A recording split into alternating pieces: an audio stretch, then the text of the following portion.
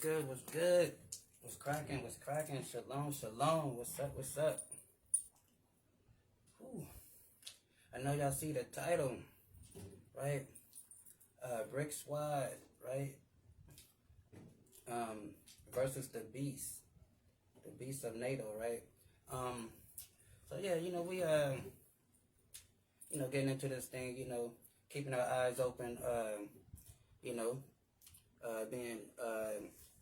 being a watchman and this stuff, watching out, looking at prophecy, seeing how things is coming about, right?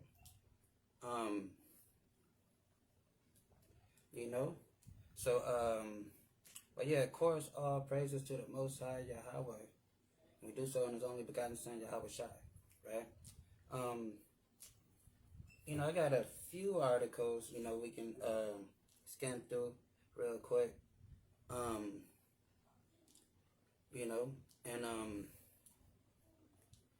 But before we get to that, just want to read this one little thing.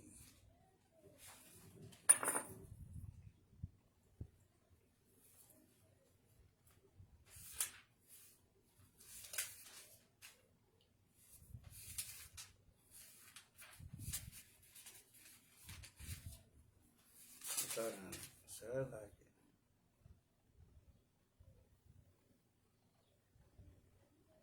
Hold on.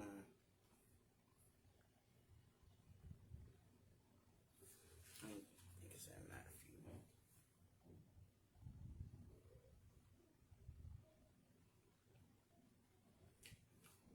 Alright, so yeah, alright, okay, I got it. So this Matthew 24:7, right? So it says, for nation shall rise up against nation, and kingdom against kingdom, and there shall be famine and pestilence in the earth and earthquakes in diverse places.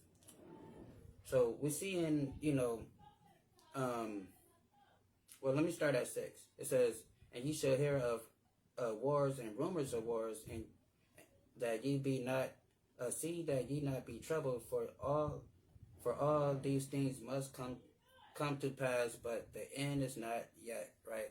So we're seeing wars and rumors of wars, we're seeing things amp up, then we see things die down, right? Then it says, then I already read 7, so I'm going to jump down to 8, and it says, all these are the beginning of sorrow. Then, hold on, Salakia real quick. Hold on, Salakia.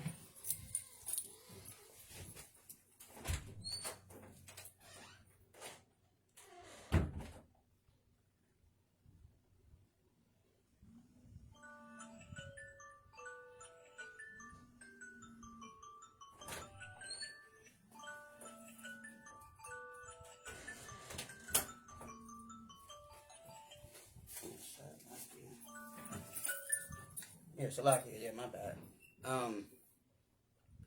So it says, all these are the beginning of sorrow, right? So like I said, we're gonna see things amp up, see things die down, right? But like I said, all these hold on, boom, boom, boom.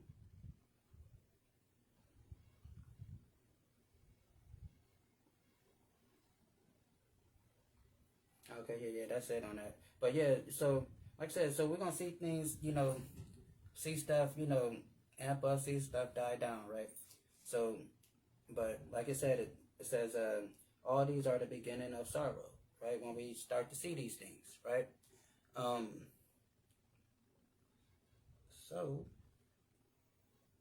But yeah, let's just read a few before we get into it, because we're gonna get into this Russia, Iran, thing, right? The BRICS, right? And how, Russia, is gonna, help Iran, and then they're eventually is gonna take down the Western power, right? And so yeah, we're gonna read about that, and cause what made me thought about it during this lesson was, there was on the news they was talking about far as they're not sure if Russia is gonna come to the aid of Iran, but we know because the Bible said they were, right? But we're gonna get it though. Um, but yeah, just hold on, grab this coffee.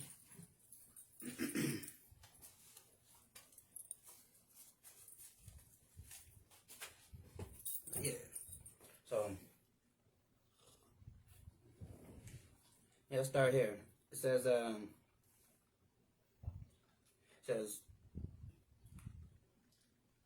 says NATO allies agreed to hire 5% to a higher 5% defense spending target, right? That's I believe could be wrong, but I believe right now it's at 2%. Like the NATO members have to take 2% of their you know their their budget or whatever and add it for their defense of NATO, right? So now they're asking everybody to put in 5%, right? So it says NATO allies on Tuesday. NATO allies on Tuesday. On Thursday, agreed to more than double their defense spending target from 2%. Yeah, that's what I thought it was. Yeah, 2% of gross domestic product to 5%, and most decisive move from alliance in over a decade, right? So they want to increase their military spending for NATO because they know that they're gonna have to go to war soon with Russia, with the BRICS, right? And it says in joint declaration, the alliance said it was united in the face of profound security threats and challenges. In particular, the long-term threat posed by Russia to Euro-Atlantic security, Euro-Atlantic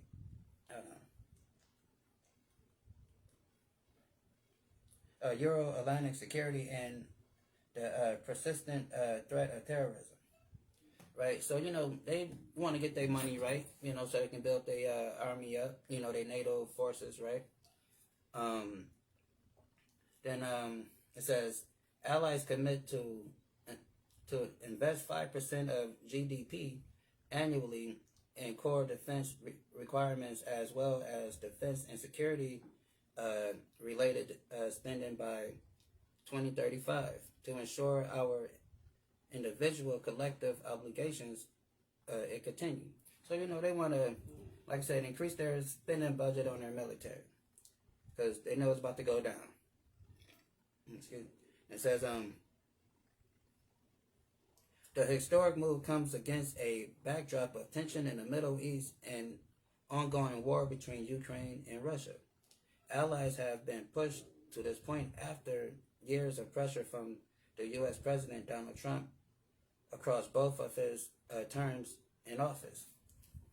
Right? So, because Donald Trump been wanting that, y'all remember from his first term, he wanted NATO members like the less, the ones that's not well off in the NATO to spend more, because like I think some of the richer nations was kind of covering some of the other nations, and Trump was like, no, we ain't doing that no more. Everybody got to pay their fair share. And now they want to double it to 5%, because they know they going to have to go to war. And it says Iran confirms badly damaged nuclear facility from U.S. strikes using bunker buster bombs over the weekend, right? So yeah, these people, yeah, because I guess these people got bombs that can apparently blow up mountains and stuff. Because I think that's where that bunker was. It's like down in a little mountain thing. You seen the mountain, then a second later, you didn't see the mountain. They blew it up. I was just trying to find this one thing. Hold on.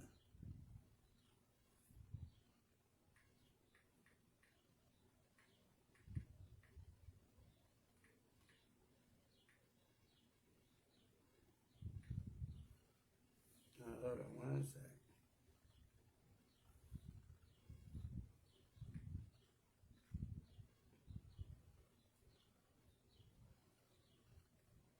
me see. Hold on.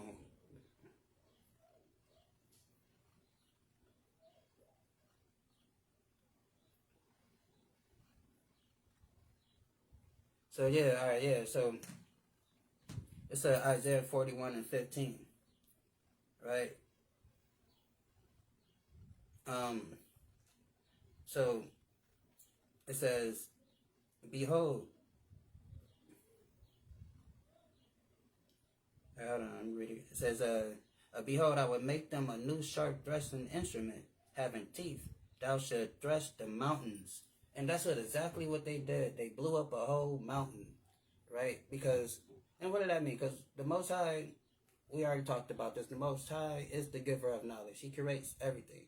In the same book, I believe, it tells us that he created the smith to blow the coal. I don't know if it's a matter of fact, it could be in Zechariah, but it talks about how he created those nuclear scientists to make those bombs, right?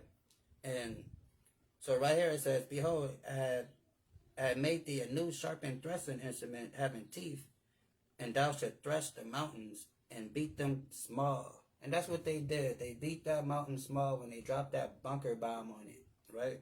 Then it says, and make them hills and hills of chaff, right? Turned it into rubble, right? That's what they did, right? And just back to the article. It says, Iran confirmed badly damaged nuclear facility from U.S. using bunker buster bombs over the weekend. You know, so these, like I said, they got bombs that can penetrate the ground and blow everything up, right? You know, then it says, the U.S. intelligence suggests Iran nuclear program setback by only a few months despite significant strike. President Trump declared ceasefire between Israel and Iran despite reports of renewed hostilities. Market analysts predicts positive impact on U.S. Stocks, citing historical trends following geopolitical stability. War powers. It says okay. So it says war powers resolution introduced halt U.S. military actions in Iran without congressional approval. Democrats representative opposed President Trump's authorization of strikes on Iran. So you know, like I said, some was with it, some wasn't. You know, because you know some don't want to go to war, right? And then it says Republicans, including Speaker Mike Johnson, pushed back against the resolution. Press conference scheduled for 9 a.m. To discuss opposition to U.S. strikes. So now they, you know, trying to plan what's the next move, how they're going to protect themselves. Says war powers resolution introduced. Okay. Trump orders strikes on Iran nuclear sites, claiming total destruction. Conflicting reports suggest limited effectiveness.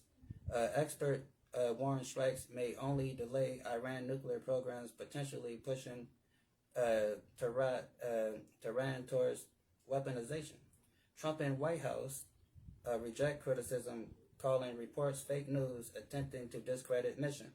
Oh yeah, this remind me of too. I don't know if y'all remember, like his first term. Trump was trying to, you know, act like he was tough. He wanted to show everybody he was tough and stuff. So he blew up. Was it in Syria? He blew up basically a empty building, you know, and act like he, you know, did something, you know, but you know, reports came out later. It wasn't really no casualties or nothing like that, you know, which was a good thing. You know, we don't want people out here, you know, being unalive and stuff. But So that's what kind of, you know, so basically they're saying like, okay, yeah, you didn't do as much damage as you said you did or whatever, right? So, then it says, ceasefire between Israel and Iran holding, ongoing assessments of strike damage continue. And it says, U.S. airstrikes on Iran nuclear facilities may have collapsed decade of nuclear non-proliferation diplomacy efforts. You think you don't blow them up, you know? Nobody wants to talk to. I mean, He just, yeah, I'm pretty sure Iran and them don't want to talk to you no more, right? And it says, Iran likely to withdraw from nuclear non-proliferation treaty and suspend cooperation with IAEA. Um, extent of damage to Iran nuclear infrastructure remains unclear, despite claims of complete destruction. Airstrikes could incentivize Iran and other nations to pursue nuclear weapons, bypassing future diplomatic efforts. And if people remember, like when Obama was in office, and probably like towards the end of Bush, their fear was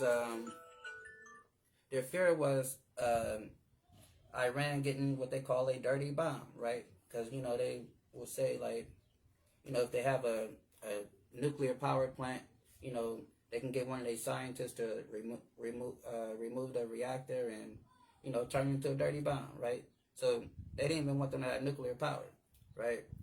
And and Iran was like, that's all we want, this nuclear power. We're not even trying to make no bomb, right? We just want to be like the rest of the modern world and have nuclear energy, right? They're like, nah, not you crazy people. But so yeah, then it says, U.S. bomb Iranian nuclear sites, raising concern about North Korea, similar facilities and potential vulnerabilities. So now North Korea looking like, well, damn. I mean, I got beef with America. They don't like me. They don't want me having nuclear bombs. Even though North Korea has them already. So they like, well, shit, they might want to bomb my nuclear stuff. So now they thinking about how they can protect themselves, right? Thus setting up what the Bible calls the king of the east, the kings of the east, right? And it says experts debate the extent of damage of Iranian. Hold on. It says North Korea likely reassessing its nuclear program security and considering diplomatic strategies in light of U.S. actions. Experts debate the extent of damage to Iranian facilities with conflicting reports from U.S. officials and intelligence sources. North Korea may strengthen ties with Russia. They already, already together.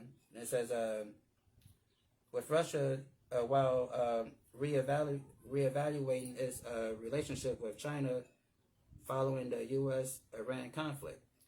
Kim Jong-un could see improved relations with the U.S. or potentially assist Iran.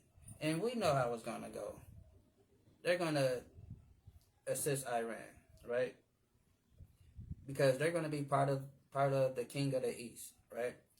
And it says, depending on geopolitics developments, right? The Kremlin says it's too early to assess damage to Iran nuclear facilities from U.S. strikes. Russian views U.S. strikes on Iran as unprovoked and concerning. Moscow indicates open communication channels exist between Washington and Tehran. Russia closely monitors development while maintaining dialogue with Iran. So, they watching, because, they cool with Iran, because Iran is part of the BRICS. They just had a little, they over there trading weapons with each other, right? So, like I said, we're gonna get it, though. It says, Russia officials criticized Trump for starting a new war with Iran, potentially strengthening the Kalamia leadership. I think that's how you say it. Russia condemns U.S. attacks on Iran, warns of undetermined nuclear non-proliferation. I don't know why I can't say that. Proliferation and increasing regional instability.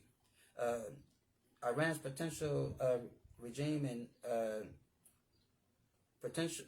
political regime and nuclear infrastructure likely unaffected. Uh, a consolidation around spiral around spiritual leadership expected, right? Um, calls within Russia to support Iran with air defense missiles and intelligence mirrors U.S. aid to Ukraine, and that's what Russia's going to do because God told them to do it, right? And we're going to get it. They're going to protect their brothers over there, their partners in war, their brothers in arms, Iran and them, right? Then it says, calls within Russia to support Iran with air defense missiles and intelligence mirroring U.S. aid to Ukraine. So they like, look, the same type of aid that America's giving Ukraine, give it to Iran. Concerns rises about conflict escalating in the Middle East and potential ground operations. That's talking about World War III, ladies and gentlemen, right? That's what they're, fear of. But we already here, there ain't no turning back. It's only going to escalate, right? And because it's been escalating. Then it says, Putin condemns U.S. Attacks on Iran, condemns attacks on Iran as unprovoked aggression with no justification during meeting with Iranian foreign minister. So he's talking to the Iranian foreign minister. He like, yeah, the U.S. was bogus for what they did, right? So of course, they bricks wide, right? Russia offers support to Iran with Putin stating efforts are being made to assist Iranian people. The Kremlin expressed concern over regional escalation and potential radiation hazards following U.S. strikes on Iranian nuclear facilities. Putin and Iranian foreign ministers discussed pressing issues and potential solutions to current situations, right? So they're like, all right, what are we going to do about these Americans, right? We already know what they're going to do with these Americans, and we're going to read about it. But it says China undermines Iran sanctions by supporting its energy markets, weakening the West's efforts. So China's like, look, I'm not sanctioning Iran. Matter of fact, I'm going to help Iran. Because, like I said, they're all part of the BRICS. It says, and who the Bible calls the four carpenters, right? And we're going to get all that, right? And it says, Xi Jinping, domestic challenges and potential losses of military control affects China foreign policy. Limited Chinese military presence in the Middle East constraints direct intervention capabilities. Uncertain global alliance create fluid situations resembling pre-World War I tensions, right? So, China like, all right, look, I want to get in a fight, but we ain't got enough soldiers over there. We ain't got no no foothold in the Middle East like that, But guess what? The Bible says the Euphrates is drying up. Why is the Euphrates is drying up? To make a pathway for the kings of the East. So China, Korea, Iran, all of them, they're just going to march their butt on over there with ease and do what they need to do, right? Then it says, Western failure against Iran could embolden China to act aggressively in Asia, and they will.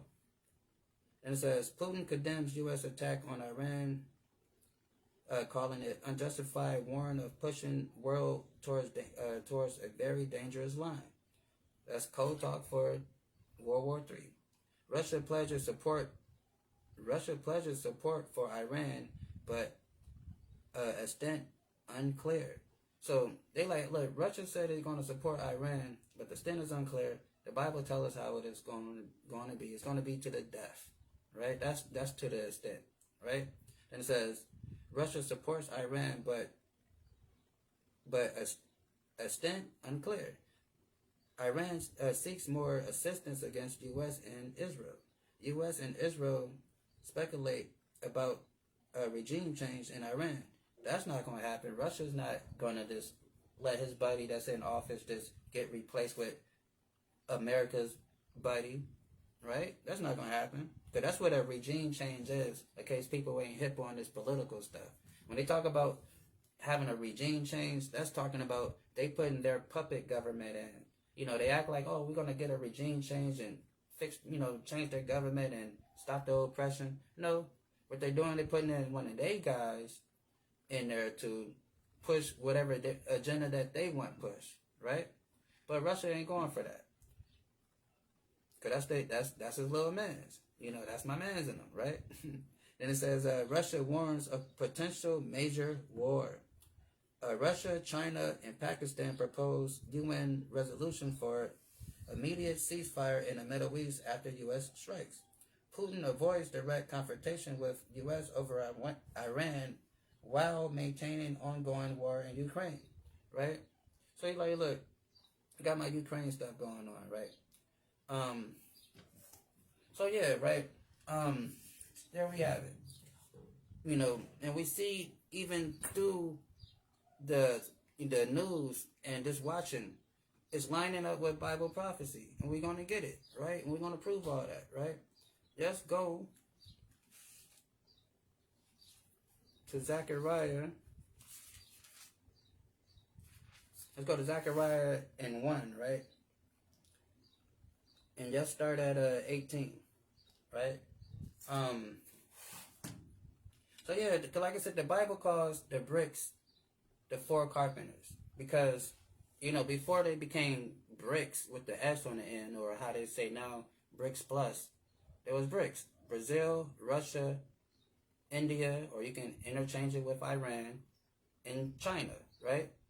So now they got South Africa, so it's BRICS with the S on the end. Then all their other underlings, countries that follow underneath all of that, right? But the 4 main head of this whole thing is Brazil, Russia, India, or you can interchange it with Iran, and China, right?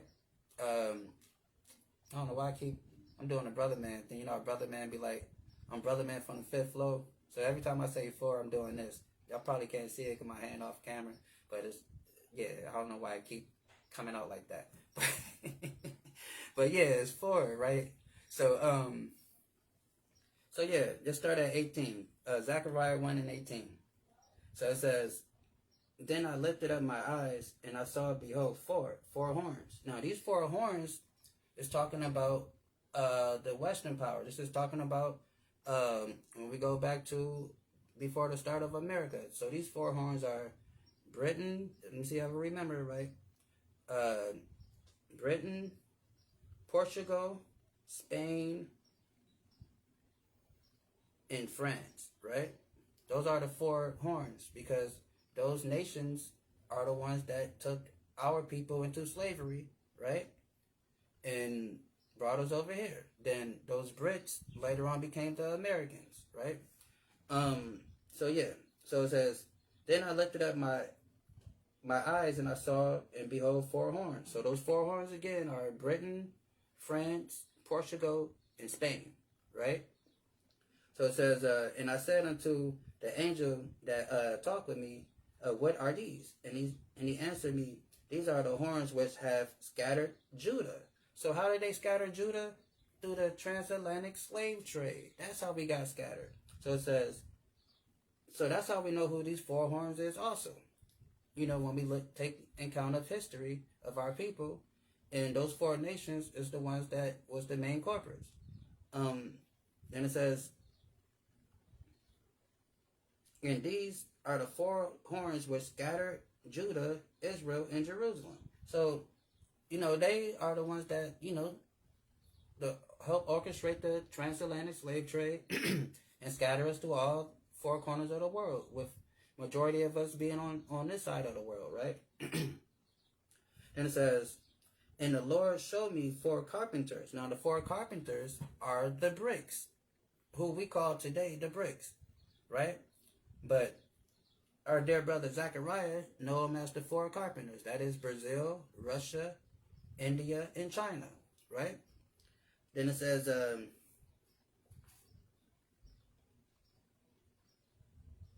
then I said, Then I said, what came these to do?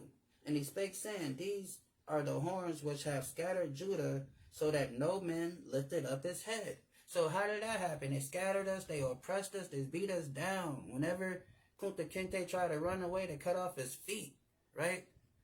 They killed Nat Turner. They killed everybody that was a threat, to the point that we're docile now, and we don't even lift up our head to do anything in the face of oppression. We just like, well, that's how it is, you know. I mean, shit, that was a long time ago, you know.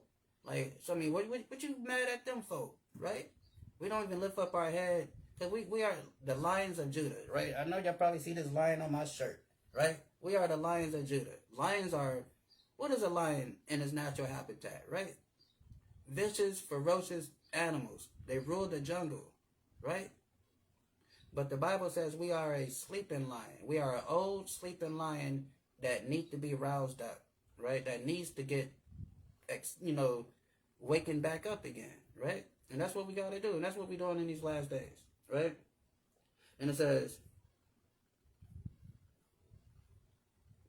so no man lifted up his head, meaning we didn't have, no more fight in us, right? They beat it all out of us, right? They beat the fight out of us, right? Using Kunta Kinte, for example, after a while, the man just stopped running, right? You know what I'm saying? They beat the fight out of us, right? And it says, but these come to fray them, to cast out the horns of the Gentiles, which lifted up their horn over the land of Judah and scattered it, right? So that's why sometimes when I be doing these lessons, it might sound like I'm champion for Russia or whatever, right? But of course I'm not, because they are all the same people. They're Edomites, and God got a special plan for them too, and we're going to read it.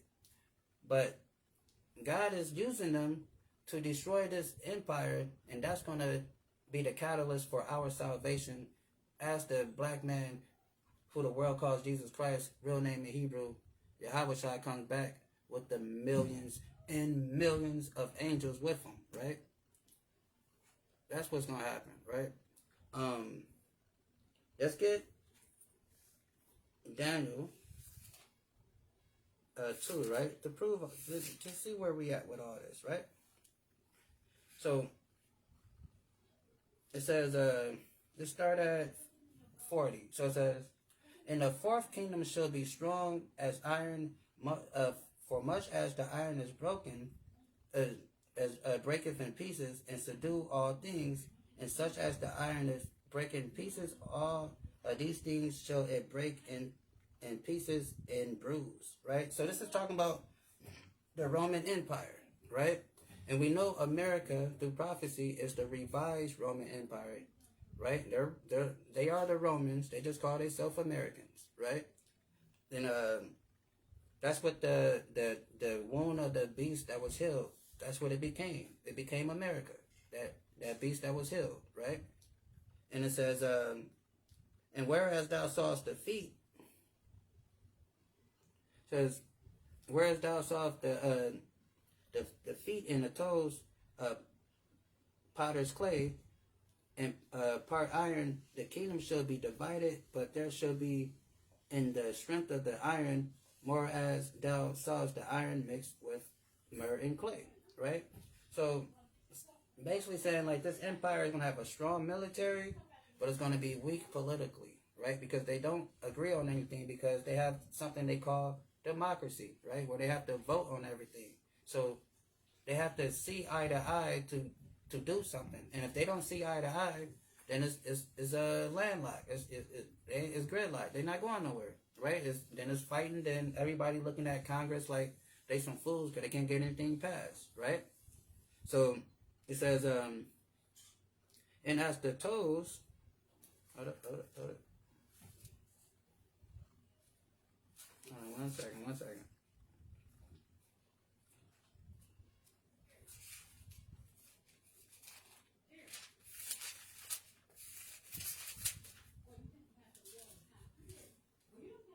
Hold on, one second. Alright, yeah. So it says, and as the toes were part of iron and a part of clay, so is the kingdom shall be partly strong and partly broken, right? And they are partly strong and partly broken, if we were reading some of these articles, like some of the members of NATO is not, some, is on board with, what's going on. Some of them are still buying oil from Russia, and so forth. You got Turkey, which is, a so-called white nation, but they're Muslims, right? And so they're supporting Iran, and then they're part of the EU, but then, of course, they're on schedule to join the BRICS. So that's dissension. So it's crazy, right? And it says, in the days of these kings shall God of heaven set up a kingdom which shall never be destroyed. That's talking about the Israelites when Christ come back. And it says, and the kingdom should not be left to other people. Meaning, once Christ come back and set up the kingdom for the Israelites, we're not going to get conquered and have to, then it's going to be another world power, right? See, right now, China, Russia, they waiting in the wind, right? They waiting for America, Britain and them to fall down. Because China think they got next, right? China think they got next. They're going to use Russia military might, and they think they got next. Russia think they got next, right? They're going to use China military might, and they think they got next, right? So, it's not going to be none of that when Christ is on this earth, right? Like, so it says, in the days shall these kings shall in the days of these kings shall God of heaven set up a kingdom which shall never be destroyed, and that kingdom shall not be left to other people, but it shall break in pieces and consume all these kingdoms, and it shall stand forever. Meaning, when Christ comes back, he's going to destroy all these nations. So you cannot be like, oh, pray for this country, pray for the safety of these people, because Christ ain't coming back for all of that. He's destroying these people so he can rule. It ain't no other nation that's going to be sovereign on this planet when Christ is on this earth, right? So, God damn these other countries. Don't pray for these nations. God damn these nations, right? That's what we do. So, Daniel 7:18, it says, but the saints of the Most High shall take the kingdom. Who's the saints? The Israelites. You read about that in Psalms 50 and 55. Psalms 50 and 5, right? It says, but the saints of the Most High shall take the kingdom and possess the kingdom forever and forever and forever, right? So just like we read over here when it says,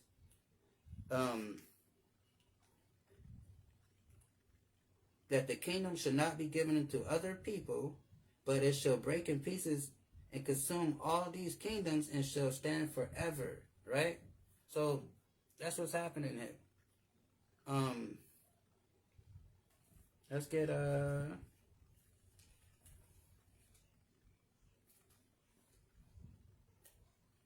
go back.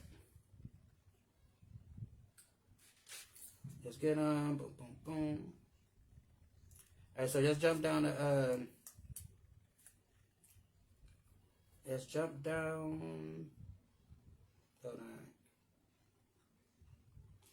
down to 6. Zechariah 2 and 6. I'm sorry. Zechariah 2 and 6, and it says, ho, ho, and come forth and flee from the land of the north. What is the land of the north? America, right? And it's talking about flee from the land of the north, because this destruction is about to happen, right? These people ain't playing with these people, right? It says, ho, ho, come forth and flee from the land of the north, said Yahweh, for I have spread you abroad for the four winds of heaven, said the Yahweh, right? And the four winds of heaven are these spirits that God have that's over the earth that influence different nations to do certain things that they do, right? So, and those spirits is, like how they talk about, those spirits is what, like I said, those spirits is what, governs the earth and like I said, they influence nations, right? So, let's get, Zechariah 6 and 7. It says, and the bay went forth and sought to go that they might walk to and fro through the earth, And he said, get hence and walk and go to and fro through the earth. So they walk and go to and fro through the earth. So this is talking about these spirits that God created to govern the earth, that goes around influencing the world to do as God wants the world to do, right? So, verse 7, back over here, 2 and 7. Deliver thyself, O Zion, that thou dwell in the daughter of Babylon. And we know the daughter of Babylon is America, right? So it says, deliver thyself, O daughter of Zion, that dwells in the daughter of Babylon, right? And then it says, for thus said the Lord of hosts, after the glory have he sent me unto the nations which spoil you. So all these, he said, thus said Yahweh of hosts, after the glory have sent he me unto the nations that spoil you, for he that touches you touches the apple of his eye, right? So all these nations have robbed us in one shape or form or fashion, right? You know,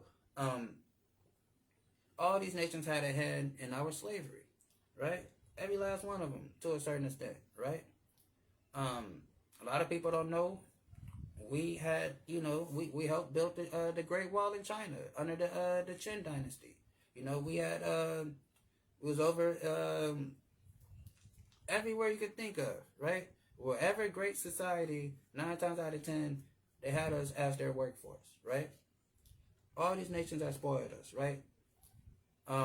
America built their whole infrastructure off of our backs. Their whole stock market was created off of slavery, right?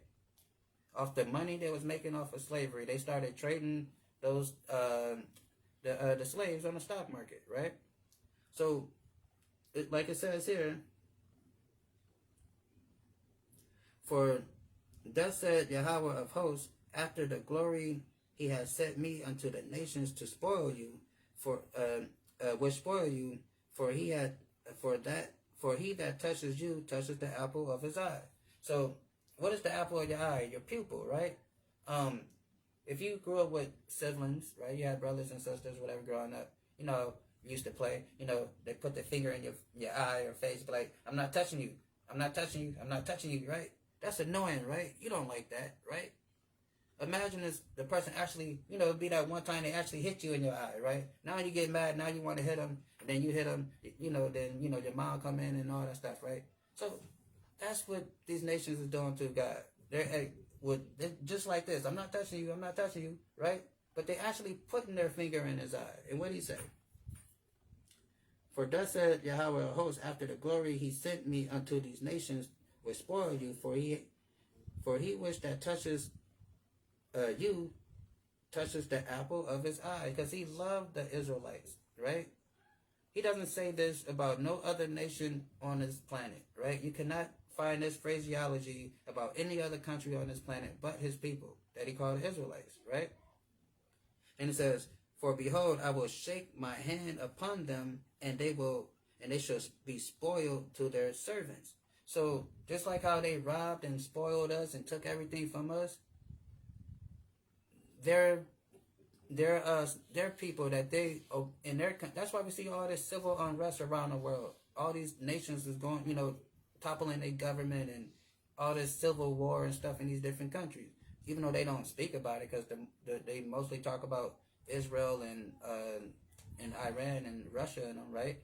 But like I mentioned a few times before, currently there's over 60 global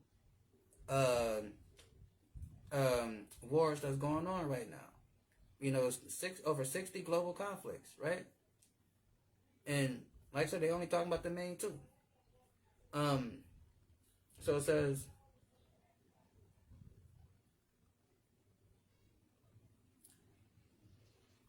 boom, boom, boom. It says, and they should be spoiled to their servants, meaning, like I said, they're going to have civil unrest. That's in their nations, like we see it. And ye should know that I am the Lord of hosts, has sent me, right? So we see these things, so we know that the Lord is true. Because when we read these prophecies and we look at the world, we see like, yeah, God did that. Because he said he was going to do that, right? Then it says, Sing and rejoice, O daughter of Zion. For lo, I come and I will dwell in the midst of thee, said Yahweh. Right? So let's get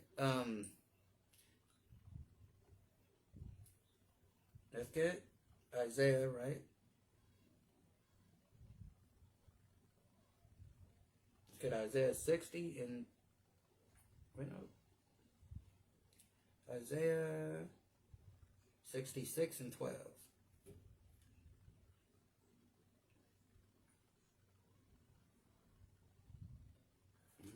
We can read this one too.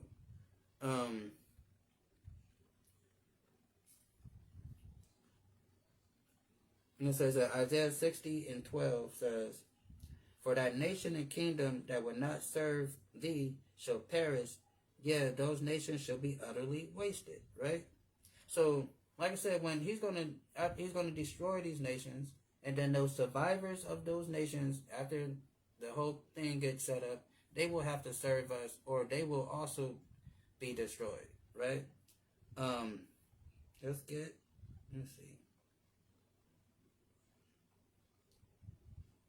Isaiah 66 and 12 says, for thus said Yahweh, behold, I will extend my peace to her like a river, and glory of the Gentiles like a flowing stream. And then ye shall suck ye shall be born upon her side, and be dandled upon her knees. Right? Hold on. Let's read it over here. Just really quick. Isaiah 66.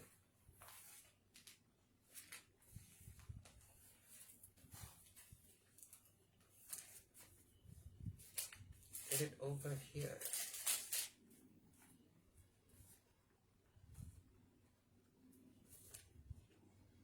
And it says, the Lord says, I will bring you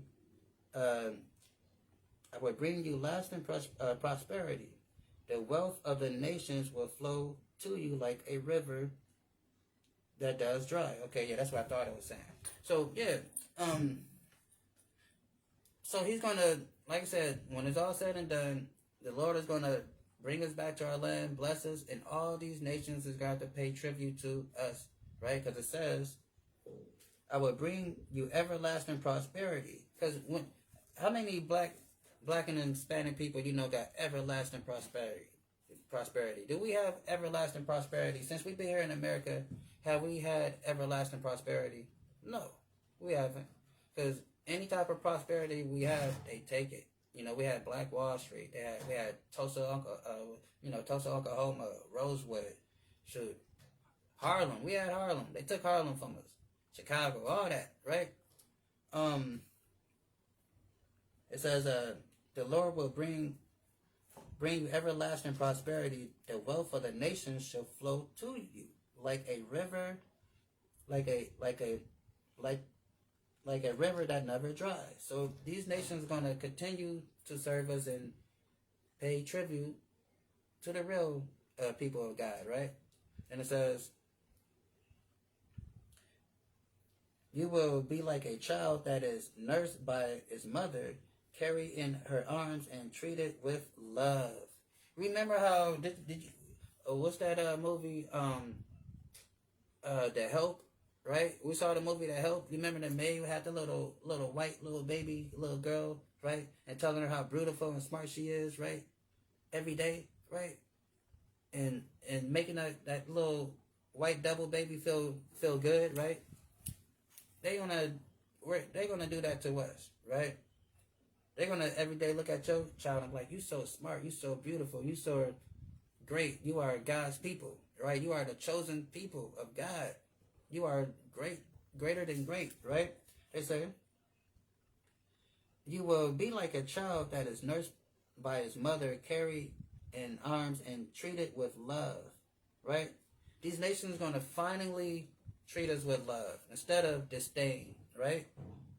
Because they're not going to have no choice. Because like we just read in Isaiah 60, if for that nation that will not serve thee, they will perish, right? So if they don't get down, They will lay down forever, ever, right? Then it says,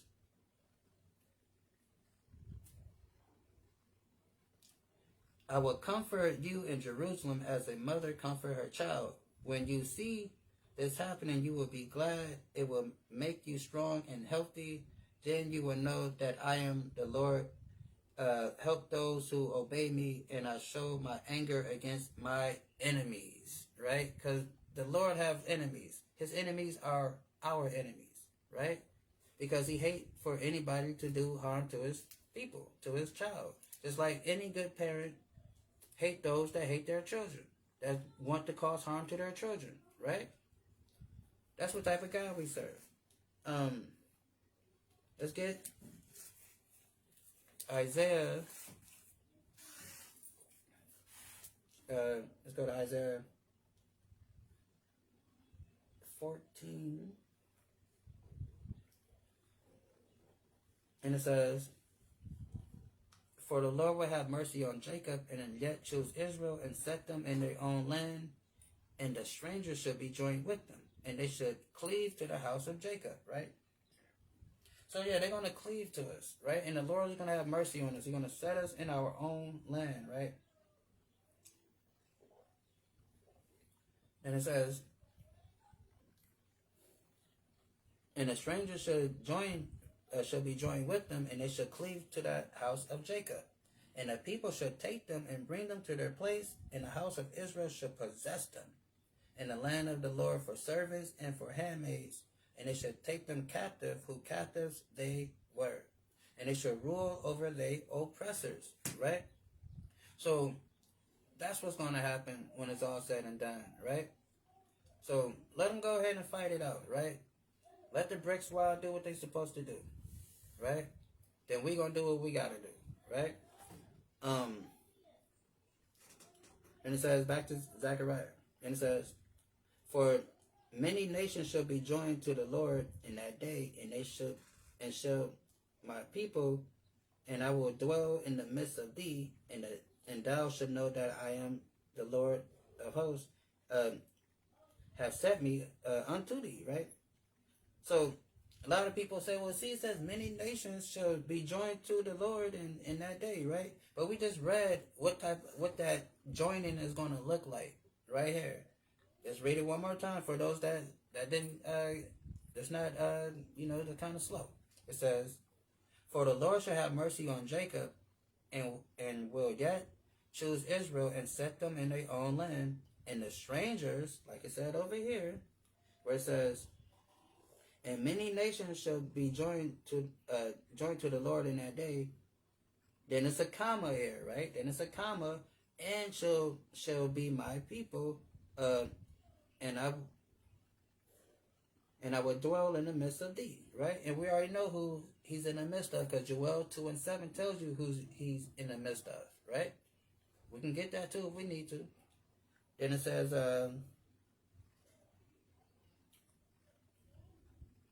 and the people shall take them and bring them to their place, and the house of Israel shall possess them in the land of the Lord for servants and for handmaids. So that's what these many nations is going to be joined to the Lord doing over there, for servants and for handmaids, and for what that means, slavery, right? So then it says, let's get Micah.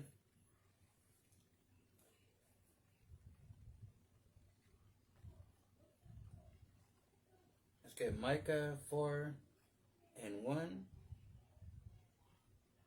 And it says, but in the last days it shall come to pass that the mountain of the house of the Lord shall be established. So what's the house of the Lord? Israel, the Israelites.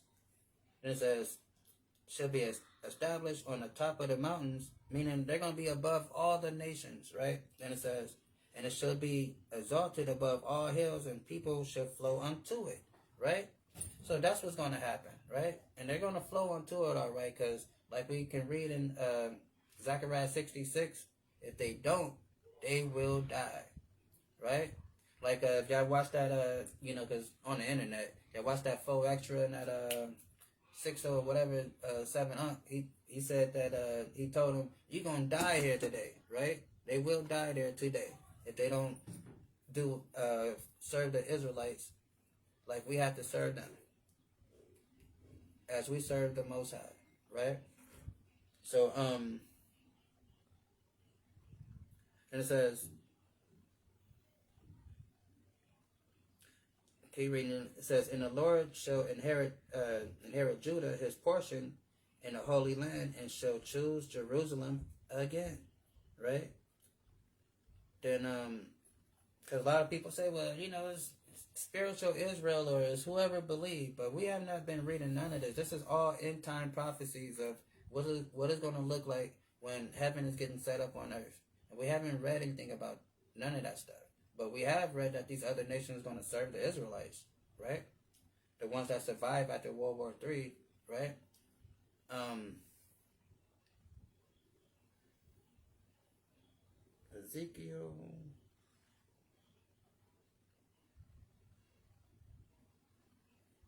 Ezekiel 14 and 16, what that say? It says, these things, right, thoughts, all right, hold on. Though these three men were in, and yet as I live, said Yahweh, they shall deliver neither sons nor daughters. They only shall be delivered, but the land shall be,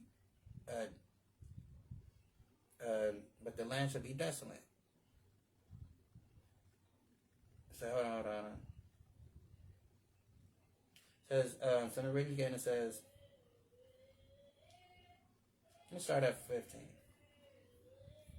It says, if I cause noisome beasts to pass through the land, and they spoil it, and that it be desolate, that no man pass through it because of the beast. So, these are talking about the armies of the world, right? Then it says,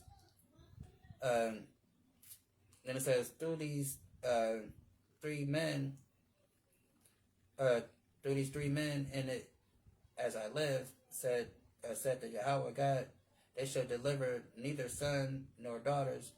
They shall only be delivered. They only shall be delivered, but the land shall be desolate, right?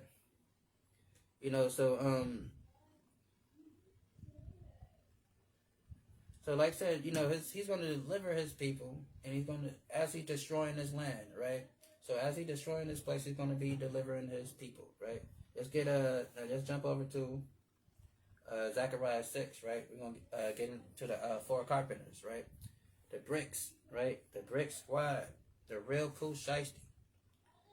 So it started at 6, and Zechariah 6 and 1, and it says, "And I turned and I lifted up my eyes, and looked, and behold, there came 4 chariots out from between the 2 mountains, and the mountains were stained of brass." Right? So hold on 1 second. Let's get.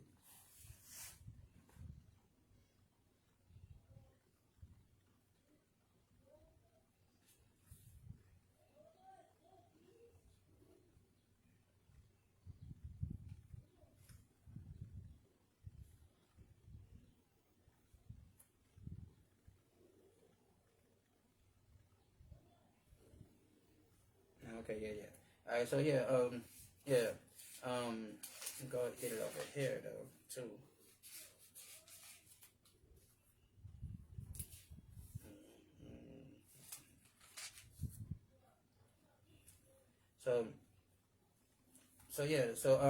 It says, I'm reading again. It says, "And I turned and I lifted up my eyes and looked, and behold, there came 4 chariots out from between the 2 mountains, and the mountains were mountains of brass." Right. So it's talking about the Roman Empire, America, right? And it says the first. Before we get there, let's get Revelation 6, right?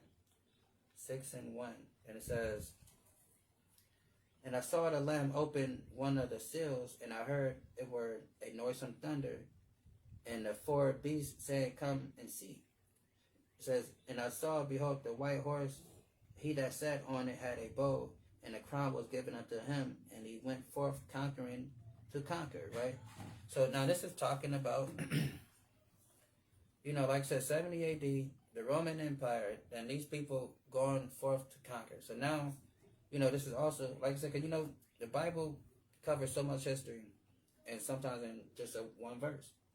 And it says, so it says the first chariot was the red horse, and the second chariot was the black horse, and the third chariot white horse, and the fourth chariot grizzled and bay horse. Then I answered and said unto the angel that talked with me, what are these, my Lord? The angel answered unto me, these are the four spirits of heaven which go forth from standing before the Lord of all the earth, right? So, like I said, these four spirits, like we was mentioning earlier, that God created, that goes around influencing the earth, right? Then it says the black horse was says the black horse which therein go forth into the north country. So again, we already know the north country is America that is speaking of. It says the black horse go forth into the north country, and a white go forth after them, and a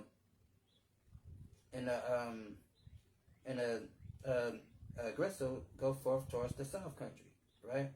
So now this black horse is talking about slavery, right? And we read about that in Revelation also. This black horse is talking about slavery, because what happened in 15, we can go back to 14 something, because the transatlantic slave trade started with the Native Americans and our Hispanic brothers over here, our people in the Caribbean, by shipping them to Spain and England and France first. Then, they start going into Africa and bringing us over here, and then they start mixing everybody around and confusing everybody, making us think that we ain't who we say we are, right? And, they took Puerto Ricans and took them all the way to Hawaii. They, and dropped some of them off in Mexico, in some place. They took Mexicans all the way over to Spain, and dropped them off in Germany and stuff like that. I was telling somebody, outside of Mexico, the biggest Mexican diaspora, I believe, is Germany. Germany have the most population of Mexicans outside of Mexico, right? Because of the diaspora, slavery, right?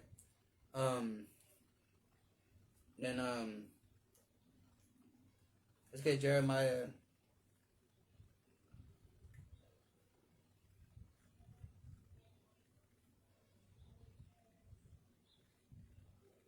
16 and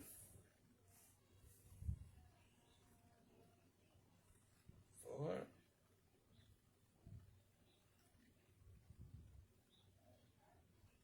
So, like I said, so we was taken into slavery, right? And so this is Jeremiah 16 and 4. It says,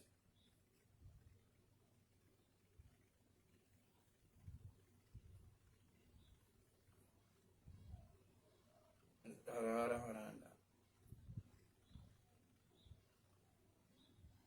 So now this is let me start right here. Matter of fact, and read down.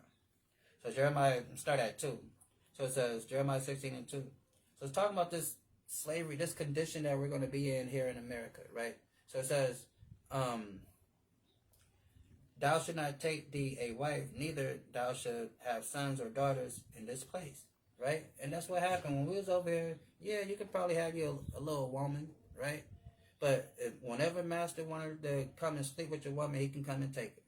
Yeah, you could probably born you some kids, but whenever master pockets got low, he needed a little money, he can come and grab them and sell them, right?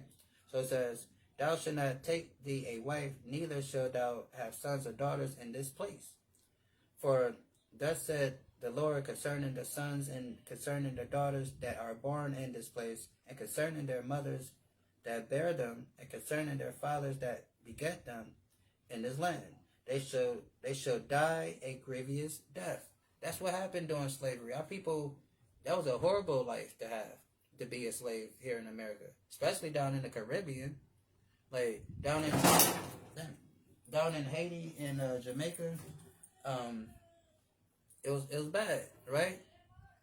The life expectancy for a slave down in Haiti or Jamaica in the Caribbean area was very low. That's why they had to ship in so many people, because they were dying very, all the time, right? Because it was working them to death down there, right? And it says, they shall die a grievous death. They shall not be lamented, neither shall they, neither shall they be buried, but they shall be dung upon the face of the earth, right? And that's what happened to our people, right? They didn't bury us properly, right? They left us hanging on trees oftentimes. Wherever they killed us at, oftentimes they leave us right there, right? Oftentimes, if somebody died on a plantation, they didn't, give them a proper burial. They have to hurry up and dig a hole real quick and throw them in there, right? And it says, and they shall be consumed by the sword, by famine, and their carcass shall be meat for the fowls of heaven, and for the beasts of earth. And that's what happened to us when we came over here, right? It was the worst conditions you can think of living in this place, right? Let's keep going. And it says, and the babe went forth. Let me see. Yeah. It says, and the babe went forth and sought to go, that they might walk and go to and fro through the earth. And he said, get ye hence, walk and go, walk to and fro through the earth. So they walked to and fro through the earth. So again, it's talking about these spirits that's influencing these nations. These four, horses, right? And that spirit of conquest and slavery came and set on those Europeans that made them leave Portugal, Spain, France, and England, and say, hey, just go over here and kill everything. Then that spirit of slavery came and said, just conquer and enslave people, right? So that white horse of conquering and that black horse of slavery, right? Then it says,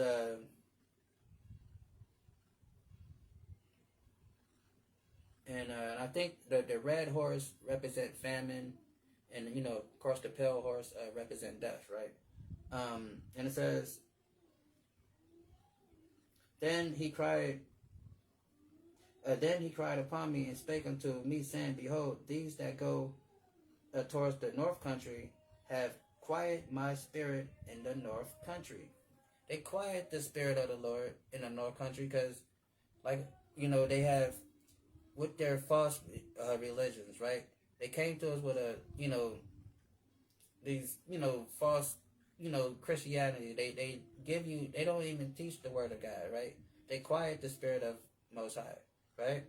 They teach what, they think you should know, right? Then also they quiet our spirit because, again, we don't raise up our head to try to stand up for ourselves to do anything because we seen our leaders get destroyed and taken down. So now we just like, well, shoot, maybe we shouldn't say anything. Maybe one day they will stop being mean to us and actually treat us like humans. Because, if we say anything about it, they're going to kill us. So maybe one day they will just do it on their own. So they turned us docile. So it says, then cried upon me and spake unto me, saying, behold, these that go forth into the north country have quieted my spirit in the north country. Right? Let's get Revelation 6 and 6.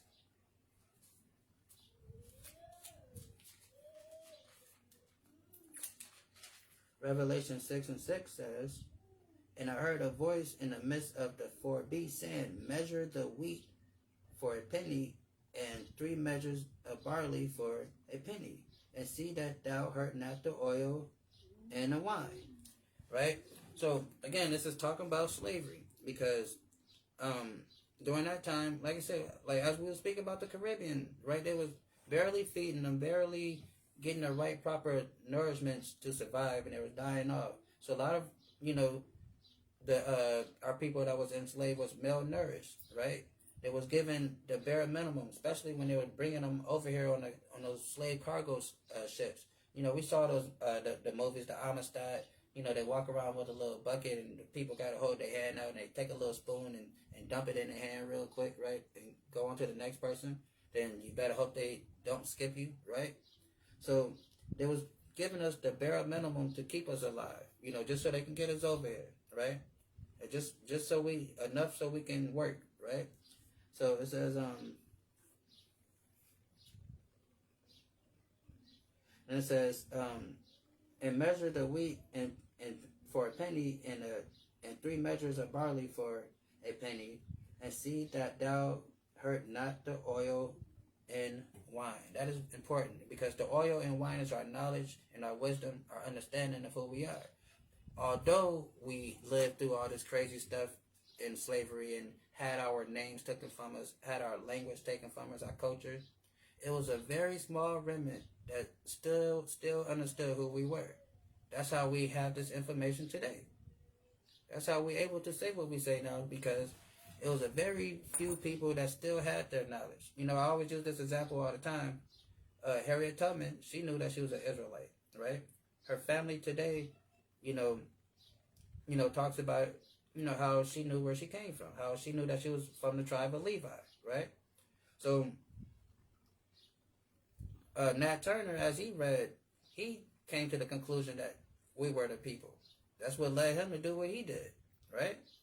And there's so many others that we can go into, right? That knew who we were. So when it says, hurt not the oil or the wine, it's saying, okay, yeah, we're going to go through this stuff, but it's still going to be that little bit, we're still going to have that little bit of us that know who we are. Because that's why we're so spiritual today. That's why we always, our people collectively have a zeal for God, automatically, That's why we fill these churches up every week because of that zeal, right? Let's go back.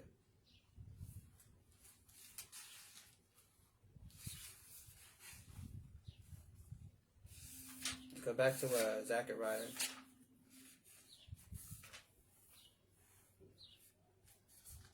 And let's go. Is that it?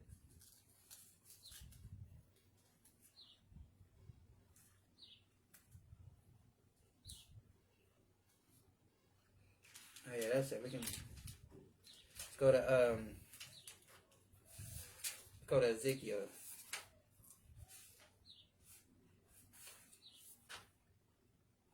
Start at 38, right? So we're getting into this thing, right? So we established that the bricks is the 4 carpenters, right? And the Most High had charged them to come against the West to free the children of Israel. So through their, as this place is, being destroyed, we're getting delivered and we're coming up out of here, right? And that's the purpose, right? But on the flip side, after Russia do all that stuff, the Most High got a great and wonderful plan for them. And we about to read it. So it says, and the word of Yahweh came unto me, saying, Son of man, set thy face against Gog, the land of Magog, the chief prince of Meshach and Tubal. So Gog is the ancient way of saying prince or king, ruler. And Magog is the ancient name for Moscow. And we know Moscow is the capital of Russia, right? Then it says,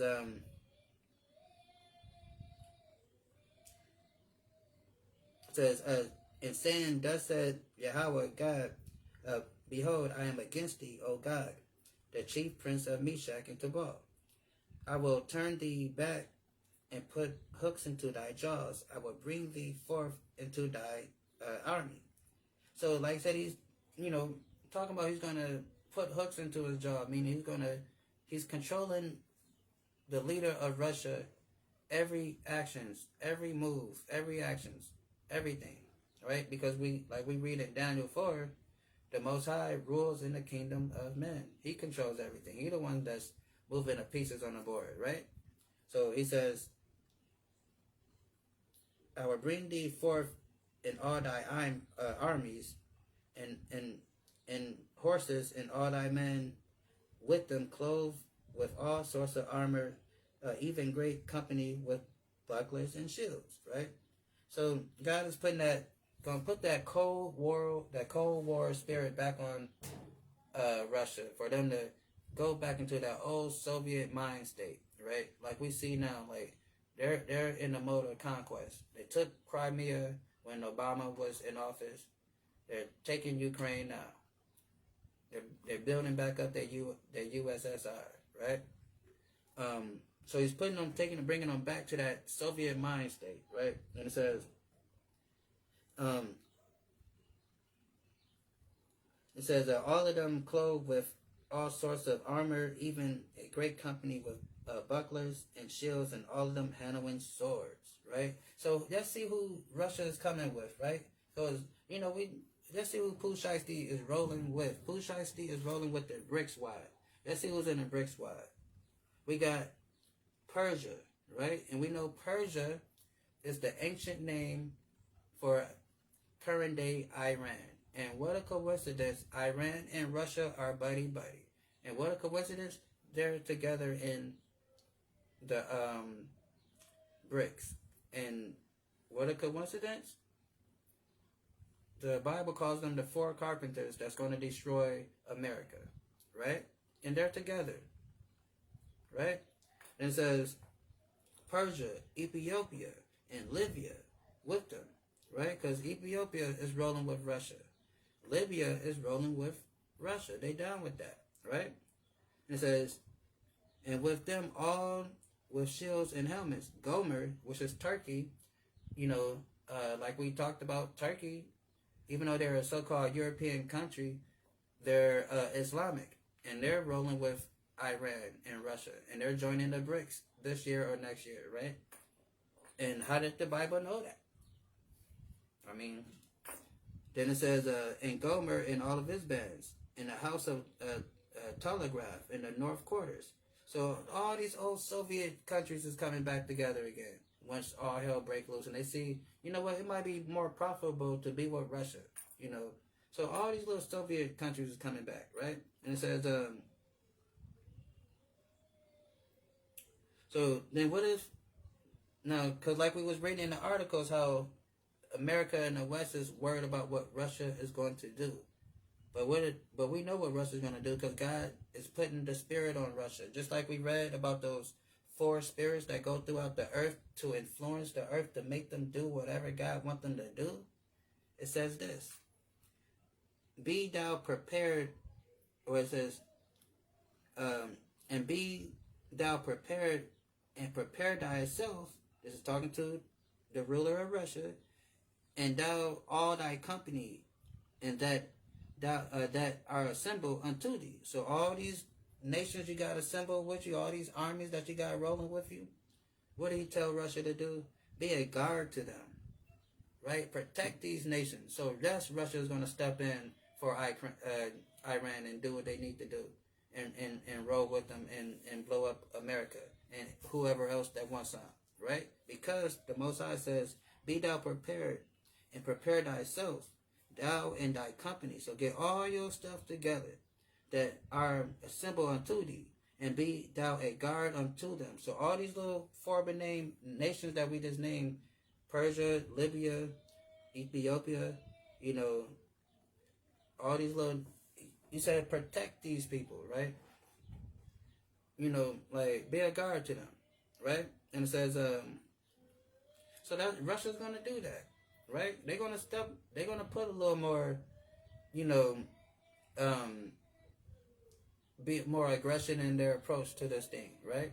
They're not going to just be, just talking and condemning stuff. They're going to start blowing up stuff themselves, right? As we was reading that, they were talking about, maybe we're gonna start maybe support them like America supported Ukraine, right? So what else? It says so then verse 8 says, after many days thou shalt be visited, in the latter years thou shalt come in a land that is brought back from the sword. Talking about Israel, right? Because right now Israel's getting blown up over there. They're blowing up everything. So it says, after many days thou shalt be after many days shall be visited in the latter years. So we're gonna be chilling in our homeland while the whole world is living like World War Z, Mad Max, Book of Eli style. We're gonna be chilling, right? Then it says, in the latter days thou shalt come into the land that is brought back from the sword. So after they done finished killing each other in that land over there, we're gonna be over there, relaxing, shooting some b-ball outside of the school, right? Then it says, that's a Fresh Prince thing, from the Fresh Prince theme song, in case y'all don't know. So then it says,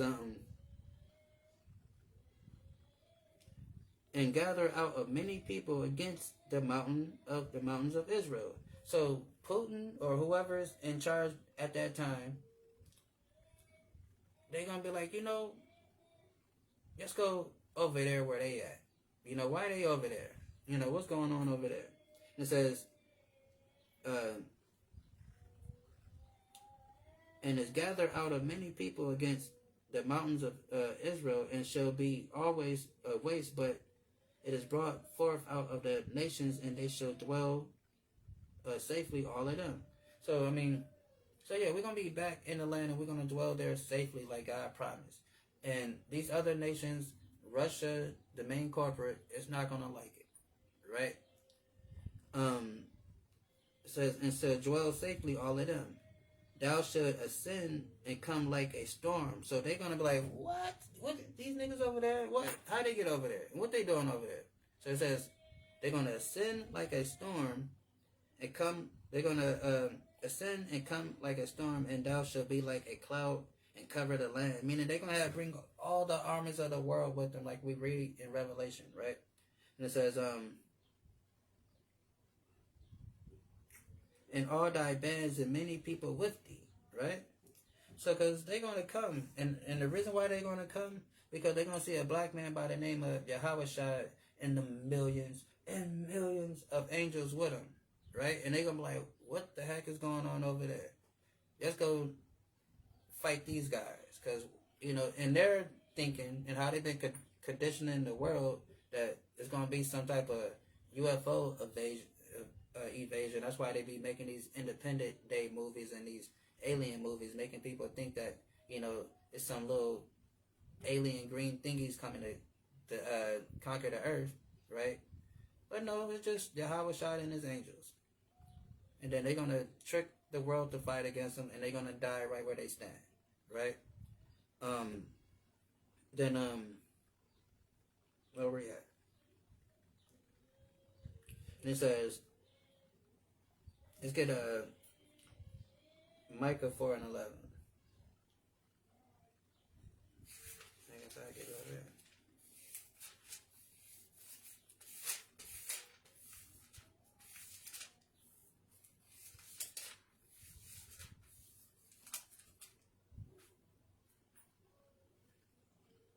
So right here it says, and now also many nations are gathered against thee. So, like I said, all these nations are going to be gathered against us, right? They're going to be doing their little World War III thing, because we already covered this when we did the Armageddon thing, right? And, letting you know how that's going to happen. So, they're going to be fighting their World War III thing. They're going to be doing that, right? Then, as they're fighting their World War III thing, Jesus Christ, who the world calls Jesus Christ, real name Yahushua, he going to get tired of watching. Like, let me get in this. Let me come down and let me get it shaken too. I'm tired of watching all of this. So he's going to come. And he's going to come with the millions and the millions of angels. And the reason why I keep saying the millions and the millions of the angels, because it tells you that. He's coming with 200 million angels with him, right? And when these armies of the world see Christ with the 200 millions and million angels with him, they're going to be scared, and then they're going to want to fight. Right? And it says, where are we at? It says, and also many nations are gathered against thee, that they say, let her be defiled, and let our eyes look upon Zion. Right? So they looking like, look, let's go over there and get these people, right? Because again, when we look at all the major empires that ever, you know, was around, right? One thing they got all in common was they had us as their slave force, as their workforce. Egypt was a great nation. They had us in slavery. Babylon became a great civilization. They had us in slavery. The Greeks became a great civilization. They had us in slavery. Romans, same thing. Britain, America, same thing. So Putin or whoever's leading Russia at that time, they can be like, well, just go be great too. You know, like history has told us whenever you take the Lord's people and put them and subjugate the Lord's people, you become a great nation. So just do that. So just take the Lord's people and subjugate them, then we'll be great. Right? Then go back. And it says, and thus said the Lord, it shall also come to pass that in that same time the same time things shall come in thy mind, and thou shalt think a evil thought. That is an evil thought for them to think that they can come up against us, right? You know, especially when we got our big brother, our king, who the world calls Jesus Christ, with us, right? So, but that's going to be an evil thought, because they're going to think they could, right? Let's get Revelation 20 real quick.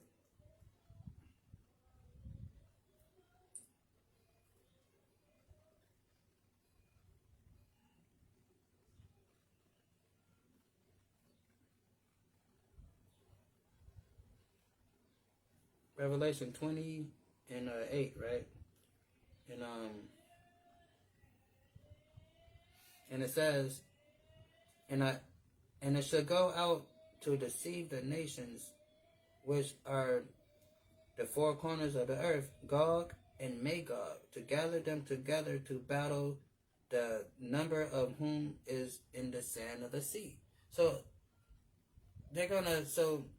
whoever's leading Russia at the time, right? Most likely Vladimir Putin, because he got the way he got it all set up that he's going to be ruling for the next 8 to 12 years or however long. But so he's going to convince the rest of the armies that's fighting, what it says, and it shall go out and deceive nations which are in the four quarters of the earth, Gog and Magog, to gather them together to battle, the number of whom is in the sand of the sea. So this is when, you know, we're in the wilderness and Christ is there protecting us, and then they're going to try to come and attack. And he's going to bring the whole army of the worlds with him. That's why I say on Facebook, if you got your little teenager, you know, that's inspiring to go to the army, don't let them go to the army, right? That's not going to be a place for them to be, because they will die there. Okay? They're not coming back home. Especially if they run into this man that we're reading about right here. Right? So, then it says, and I saw the dead, the small, the great. Okay, all right. So, let's get, let's keep going. Let's get Ezra's, right? Let's get Ezra 3:13 and 5, right?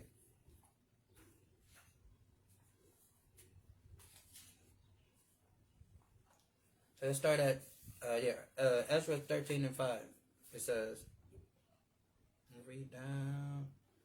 It says, after this I behold, and lo, there was gathered together a multitude of men out of the number from the four winds of heaven, like we just read, right?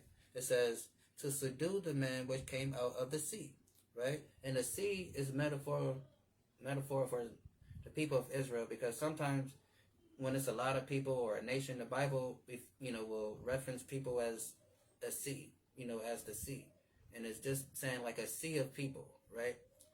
So it says, but I behold, and lo, he graven himself a great mountain and flew upon it, right? Like that great mountain, like we read in Daniel 2, is that stone that is cut, that stone that is cut and is thrown at the statue to destroy all those other nations. Then it says it grows to become a great mountain, right? So it's talking about Israel it grows to become a great nation, because the word mountain and how it's used in this context is it's referencing nations, right? A nation. So it says, he graven himself a great nation and flew upon it, meaning, so we are that mountain, the Israelites. So he flew upon it, meaning he went to protect us, right? Because the armies of the world is rushing in. They got their helicopters, they got their tanks, they got everything that they brought with them, to come and fight, right? So it says, but I would have seen the region or place where out the hills were graven, and I could not. Meaning there was so many people, so many Israelites, that he couldn't even count how many it was, but it was a lot of us, right? So like the Bible says, we are like the sand of the sea, right? Then it says, and after this I behold, and lo, they which were gathered together to subdue him were so afraid. Meaning they're going to be scared out of their mind when they see this stuff. Because they like, wow, this is like a UFO evasion, right? What is this? This is crazy. But they have orders from up top. And they're going to have to fight, right? And because, again, they done, what's the word I'm looking for? They done tricked themselves, with their Hollywood movies, making them think that if we just stick together and band together, we're going to be able to defeat these, invaders, right? So it says, and after this I behold, and lo, they which were gathered together to subdue him, which were gathered together to subdue him, were so afraid, and yet does fight. They're going to still fight. So that's why I tell you, do not put your kids in the army, because they will fight. And they will end up fighting. If they believe in God and believe in His Bible, they will end up fighting against who they would call their Lord and Savior, Jesus Christ. Right? They will do that if they put that uniform on, because they will have to follow orders. Right? And it says, they were so afraid, and yet does fight. And lo, as I saw the violence of the multitude that came, neither lifted up his hand, nor held a sword, nor any instrument of war. So he's looking at the violence that's come, the people, the armies that's rushing in to come and get him. Christ is standing there like a Power Ranger. He's not moving, right?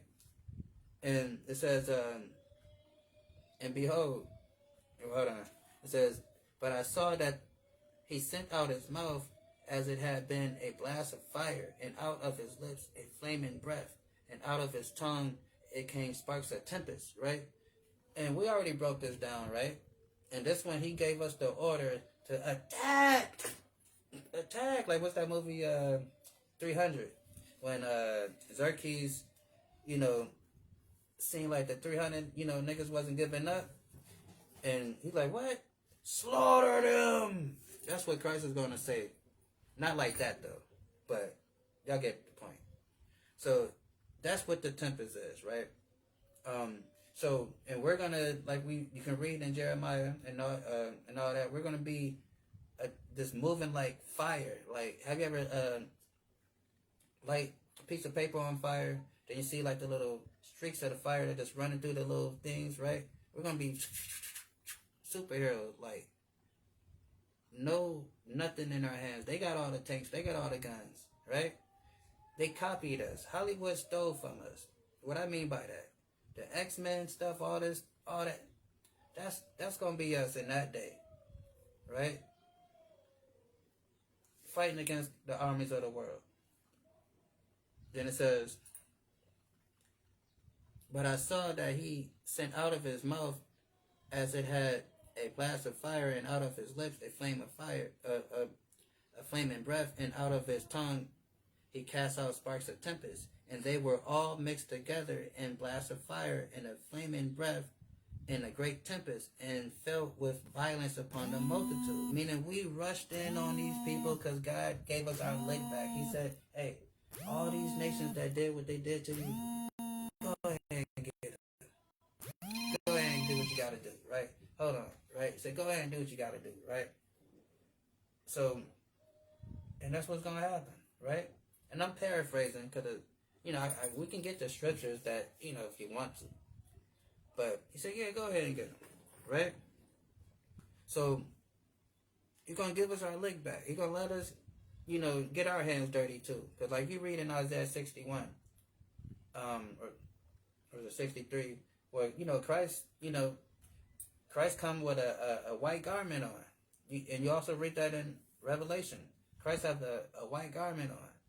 But he's going to come back with blood all over his garments. He's going to be looking like he's been stepping on grapes all day. That's what the Bible says. He's going to be bloody from killing these other nations for what they did to us. That's Christ. But how the Christians say, not my Jesus, but this is my Jesus, right? This is Yahweh of the Bible. And that's what he said, right? So, that's what's going to happen. Then it says,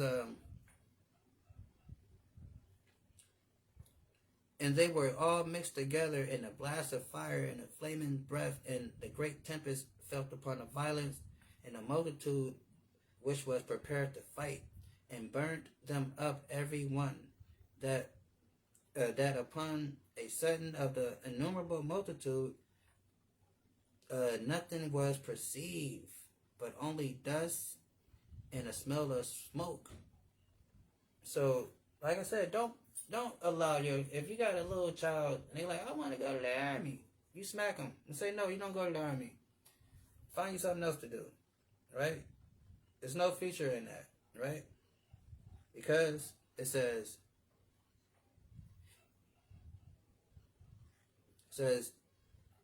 a sudden of an innumerable multitude, nothing was perceived. Do you know what that means? We were just talking about Christ was chilling, then all of a sudden millions and millions of soldiers came approaching him and us, right, to attack. All types of weapons. You know what type of technology these people got? They had all that with them. Whatever they brought with them, they came with it, right? Ezra said there was so many he couldn't see, right? But then we're reading that same innumerable multitude that came to attack Christ and his people, there's nothing to be seen of them but dust and smoke, right? That's what's going to happen to these people when they run up on some real G's, right? So it says, things was to perceive, but only dust and smoke. And when I saw this, it says our dear brother Ezra, when Ezra saw this vision, when Ezra was looking at this, what happened? I was afraid. Ezra was afraid. That terrified Ezra. And Ezra is one of us. He's on the good side. So when he saw how we got down on them people in that day, and in the future coming near you, that terrified our dear brother Ezra, right? And that should terrify you too. That's why you should let your child join this white man's army to fight against their Lord and Savior, because they will die there if they stay there long enough, right? What else we got?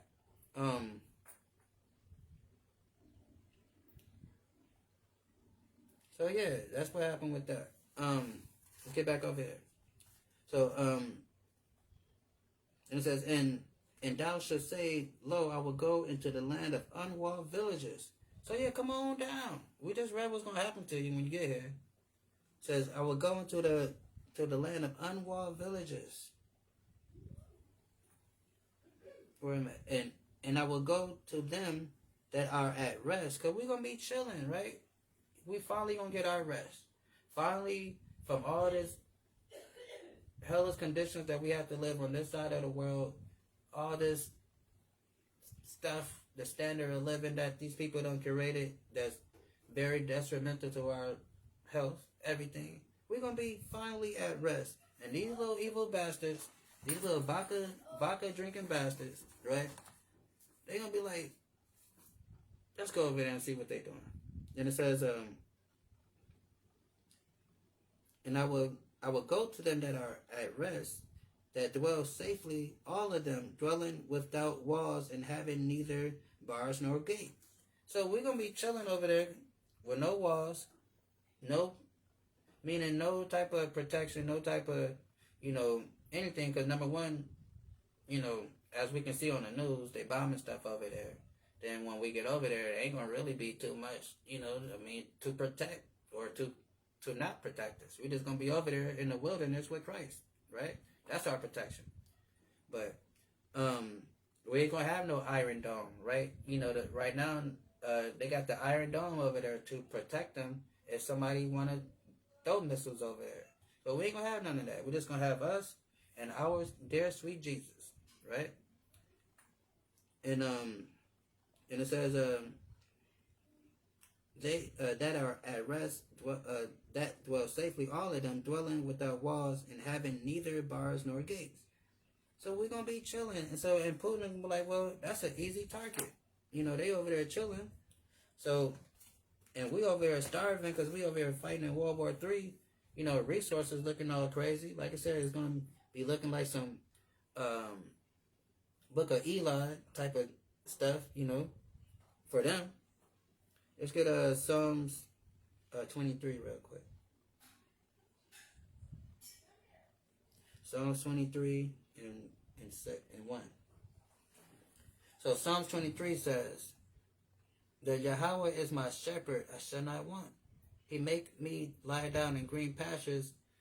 He lead me beside still waters.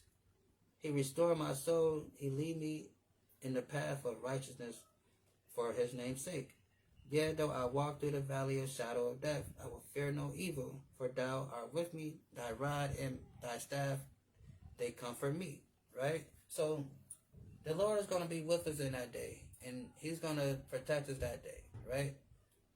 And it says, and thou preparest a table for me in the presence of my enemies, right? So they're going to see us resting and chilling, and we're going to be having to living how Lil DeBall say, living our best life, while they over there killing and stealing from each other still. And it says, thou hast prepared a table for me in the presence of my enemy. Thou anointed my head with oil, my cup runneth over. Surely goodness and mercy shall follow me in all my days of my life, and I will dwell in the house of the Lord forever. Right? So that's what we're going to be doing over there. So it says, I will go to them that are at rest and that dwell safely, all of them dwelling without walls and having neither no gates. Because we're going to be safe. We got our God with us. We got Jesus. We got everything. Right? But then they're going to like, nah, we can't have them have everything. Those are black people over there. They can't have everything. And let's get wisdom of Solomon really quick.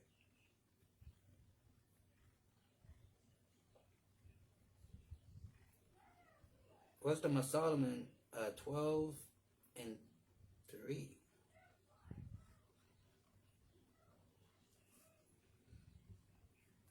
It says, for it says, for it was thy will to destroy by the hands of our fathers both those old habits of the Holy Land, right? And it said, and whom thou hatest for doing the most audacious works of witchcraft and wicked sacrifices. So,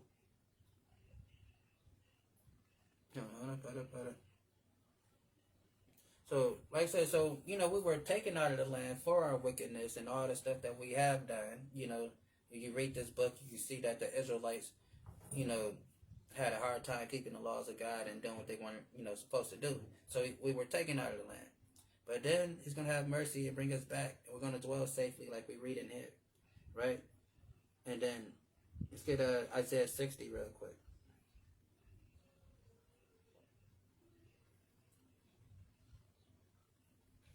And 10. So Isaiah 60 and 10 says, and the sons of the strangers shall build up thy walls. So again, how we read that it's not going to happen. We're going to be in a land with no walls. Because number one, Israel is going to be destroyed. So we're going to be moseying ourselves up in there.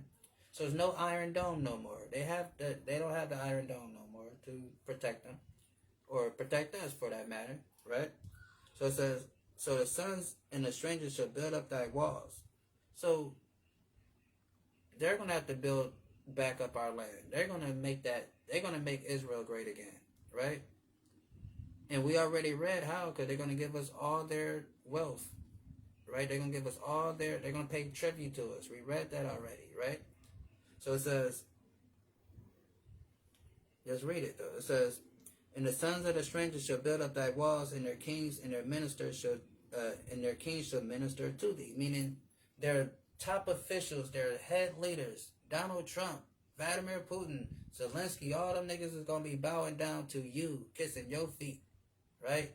Asking you, what's else? What else, master? What else do you want us to do, master? Right? They're gonna be saying that to you, because it says, the sons of the strangers shall build up thy walls. And we read that in Jeremiah, that we're going to take them captives who captives we were. Right? And we're going to rule over our oppressors. Then it says, and their kings shall minister unto thee. Meaning they're going to help. They're going to be serving us. Right? They're going to be like, what's that movie? The Butler. They're going to be like that. Then it says, for in my wrath I smote thee, but in my favor, I have mercy on thee. So God, like, yeah, I know Israelites. When y'all went off, I spanked your butt. I whipped you. I got on you. I put these other nations above you and let them do what they do. But now, now the punishment over. You off punishment. Now it's time to get on these niggas, right? So, then it says, therefore thy gates shall be open continually. They shall not be shut day nor night, that men may bring thee the forces of the Gentiles. So they're going to be paying tribute to us. They're going to come and just give us everything they got, because they don't want to die, right? They're going to be paying us reparations. This is true reparations, right? Everybody want America to pay reparations. I want the world to pay reparations, just like the Bible said it's going to happen. The world is going to pay us reparations, because it said, therefore thy gates shall be open continually. They shall not be shut day nor night, that men shall bring unto thee the forces of the Gentiles, meaning all their wealth, and that their kings may be brought. So bring all their wealth, and all their noblemen is going to be brought to us to be servants, right? So that's why I say, you can't say, well, just pray for Israel, just pray for America, and just pray for this. You can't say that if this is going to happen. It can't be no other nation having no dang sovereignty on this planet, doing whatever they want to do if Christ's going to be on this planet. It doesn't work that way. You can't serve two masters, right? They're going to have to get down or lay down. They're going to have to do what we say do, right? There's going to be a forced conversion to the world, all right? That's what this is, a forced conversion, right? So it says, therefore thy gates shall be open continually. They shall not be shut day nor night, that the men may bring unto thee the forces of the Gentiles, and that their kings may be brought. For, and just say like they got some pride in them. Just say they one of them little prideful, people that don't want to. Just say, what does the Lord say? For the nation and kingdom that will not serve thee shall perish, So God said if they don't do what I just said they're going to do, if they don't go in their pockets and give you everything they got and do it annually, not once, not twice, but we're going to do this all the time. Because it says your gates shall be open continually day and night, meaning every day they're going to be giving us what they, like, oh, look, master, look what I found. I just found me a nice little diamond. Remember what's that, Blood Diamond, right? You saw the movie Blood Diamond? Remember, old boy found the little big diamond and he had to hide it because it was worth a lot of money? It ain't going to be none of that. They're going to be like, oh, look at this. This is the biggest diamond I found. Here you go, master. Take it. That's what they're going to do, or they're going to die right there. Because it says, for that nation and kingdom that will not serve thee, they shall perish. Yeah, those nations shall be utterly wasted. That's what's going to happen. That's what the Lord said, not me. This is what the Bible says. This is what Pastor don't read to us, right? Because he want to lull everybody to sleep because he can't preach this. Because he can't have a Unitarian universal church collecting, stealing everybody's money if he's telling the truth. Come on, you can't tell the truth and get money, right? Where we at? Moving on.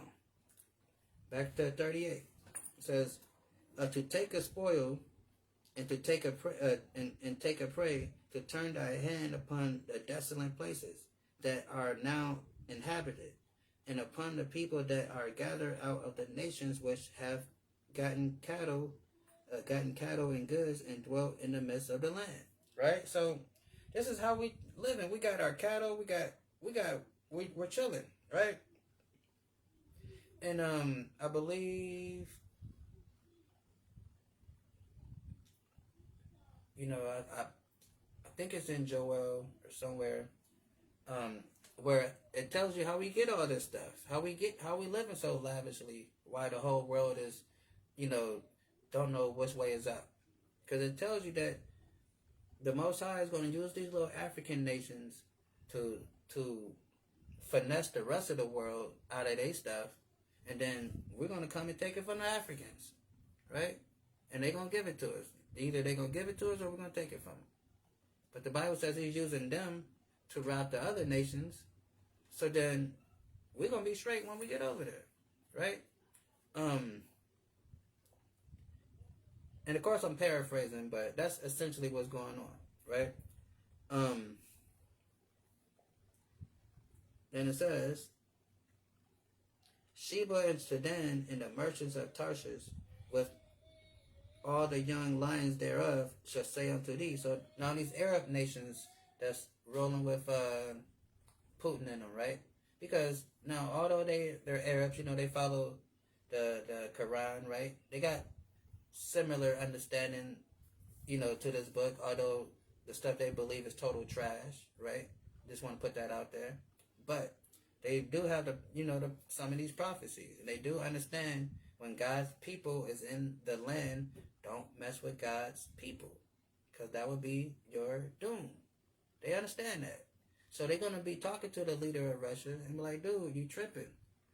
Like, these people are chilling. These are God's people. They're in their land. Don't you know you don't mess with them? Because it gets ugly if you go over there messing with them. Like we read in Ezra, like how they showed up and they didn't leave. All there was dust and smoke, right? They got disintegrated right there, right? That's what happened to them, right?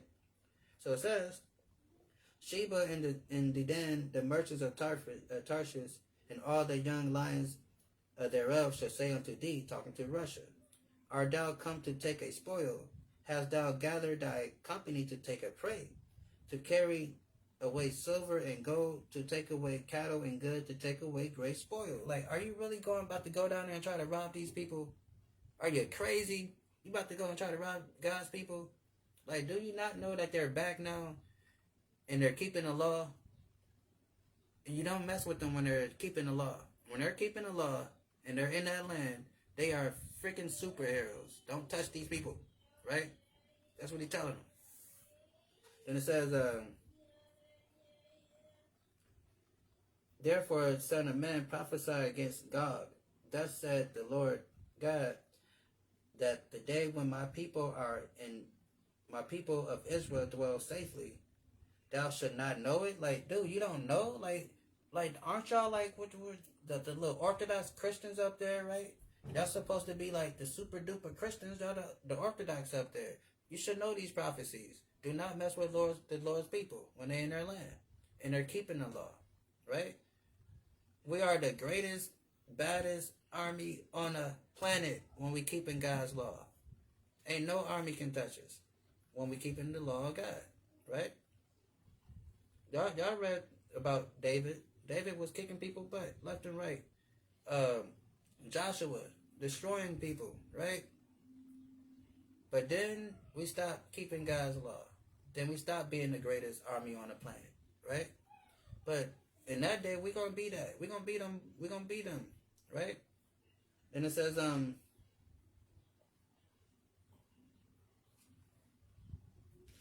therefore, Son of Man, prophesies against God.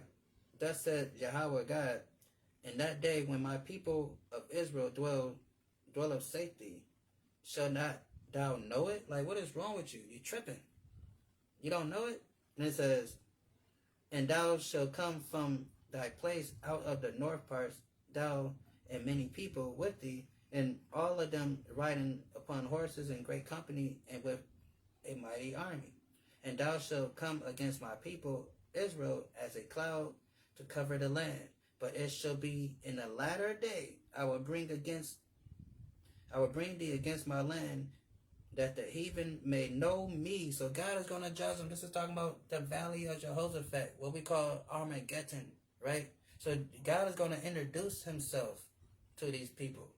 And how he's going to introduce himself to these people? By making them fall flat right where they stand at.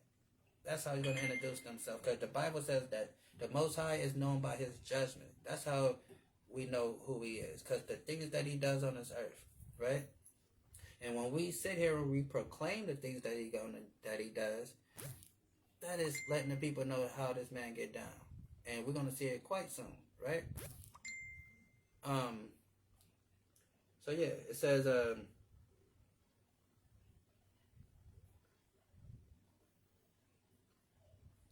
and thou shalt come against my people Israel, boom, boom, boom. It says, in the latter days I will bring thee against my land, that the heathen may know me.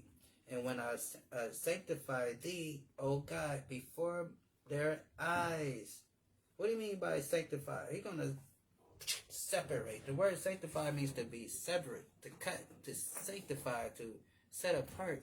And everybody's going to see these people get destroyed, right? The survivors is going to be like, wow, okay, that's like we read in Jeremiah 14:2. Just cleave to Israel. Well, I think God is with them, so just be with them. That's going to scare the mess out of these people, right? That's what's going to make them come and want to serve. They're not going to serve because they just love God so much. This is, like I said earlier, this is going to be a forced conversion, right? Then it says, thus said the Lord God, art thou he whom I have spoken in old times by my servant the prophet Israel, which prophesied in those days many years that I would bring thee against them. So we're looking at, we know these prophecies that he said he's going to bring them against our people. So we're reading it now and we understanding it, and we know that's coming. And it says, and it shall come to pass at the same time when Gog shall come against the land of Israel, said Yahweh God, that my fury shall come up in my face. Meaning God is going to be like, yeah, I've been waiting on this day. It's on. Straight up, and that person that'd be so excited to get into something that they can't even just contain themselves. So his anger is going to be to it. It says, my fury shall come up to my face, meaning it's going to be burning hot. How you ever been so mad that you just steaming hot? Like on those cartoons, like back in the day, the little cartoons when the little characters get mad, their face turn red and steam come out their ears and stuff, and they blow their top. That's what we talking about here, right?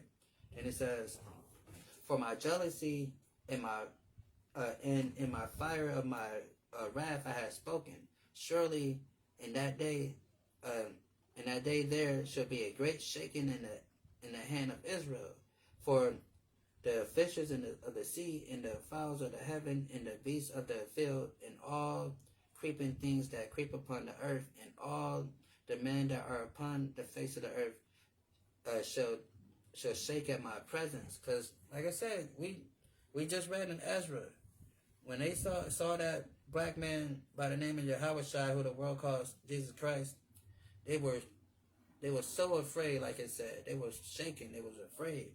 And it says, and the mountains shall be thrown down, and the steep places shall fall, and every wall shall fall to the ground, meaning there's no protection. These nations ain't got nothing that can protect them when this happens, right? Then it says, and I will call for a sword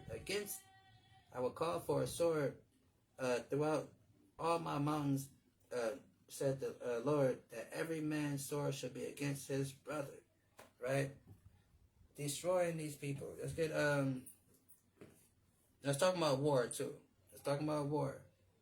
Where these, nations is going against each other, right?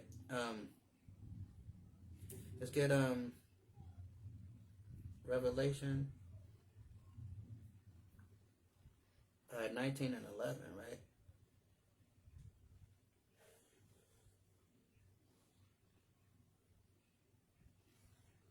Revelation 19:11 says, and I saw heaven open up, and behold, a white horse, and he that sat upon it was called Faithful and True, and righteousness do he do judge and make war, right? So, like I said, he's going to come and judge these people and make war, destroy these nations, right? Zechariah 9 and 13, right? Zechariah 9 and 13 says, when I have bent Judah for me, and filled the bow with Ephraim, and raised up my sons, O Zion, against thy sons, O Greece. So, again, like I was saying, that when we read about Jesus, giving the order, when they talk about the fire and the tempest coming out of his mouth, and we end up destroying these nations. So, we see right here that the Most High is using us as his weapons of war. Because it says, when I bent Judah for me, and filled the bow with Ephraim. So when you have a bow and arrow, so the illustration is, Judah,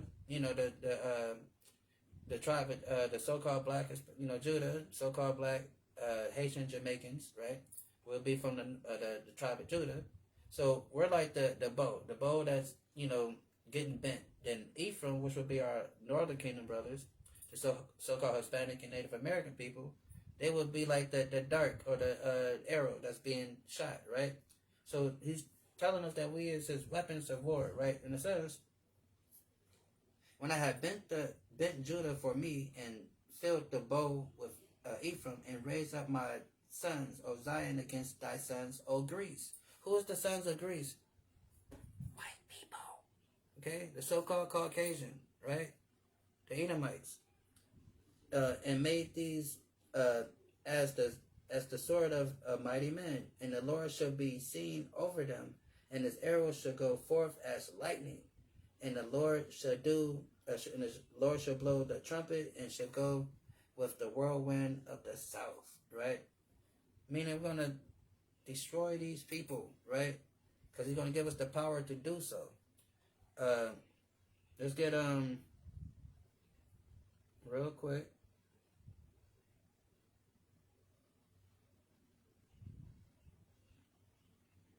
Jeremiah 50 and 21.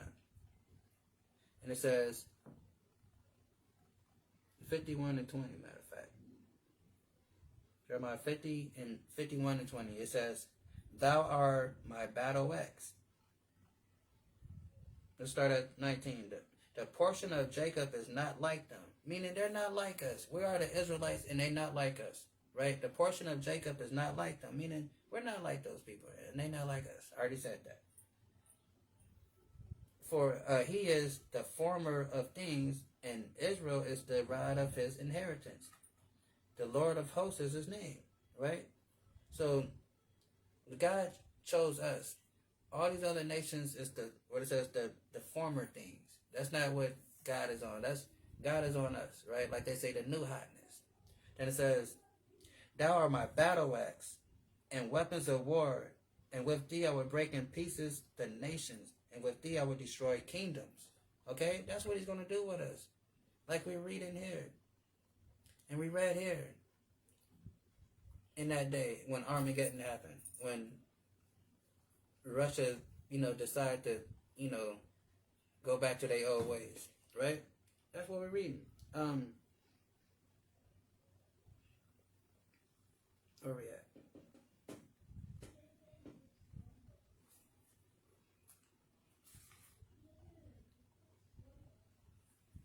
It says,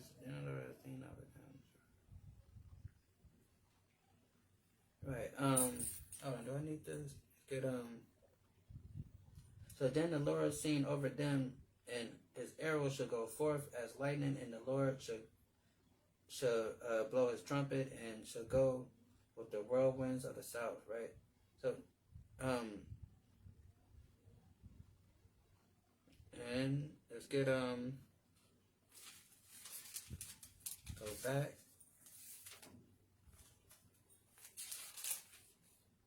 to Ezekiel 31.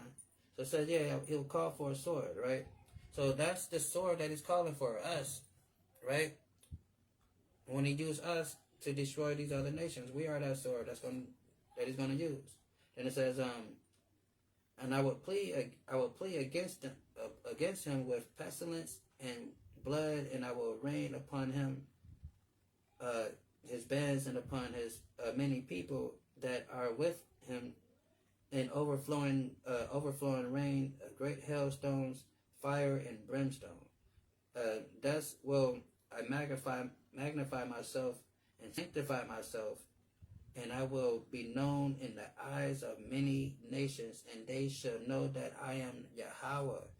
And so they're going to be known because he's going to be destroying these nations. They're going to see the damage that he has done to them.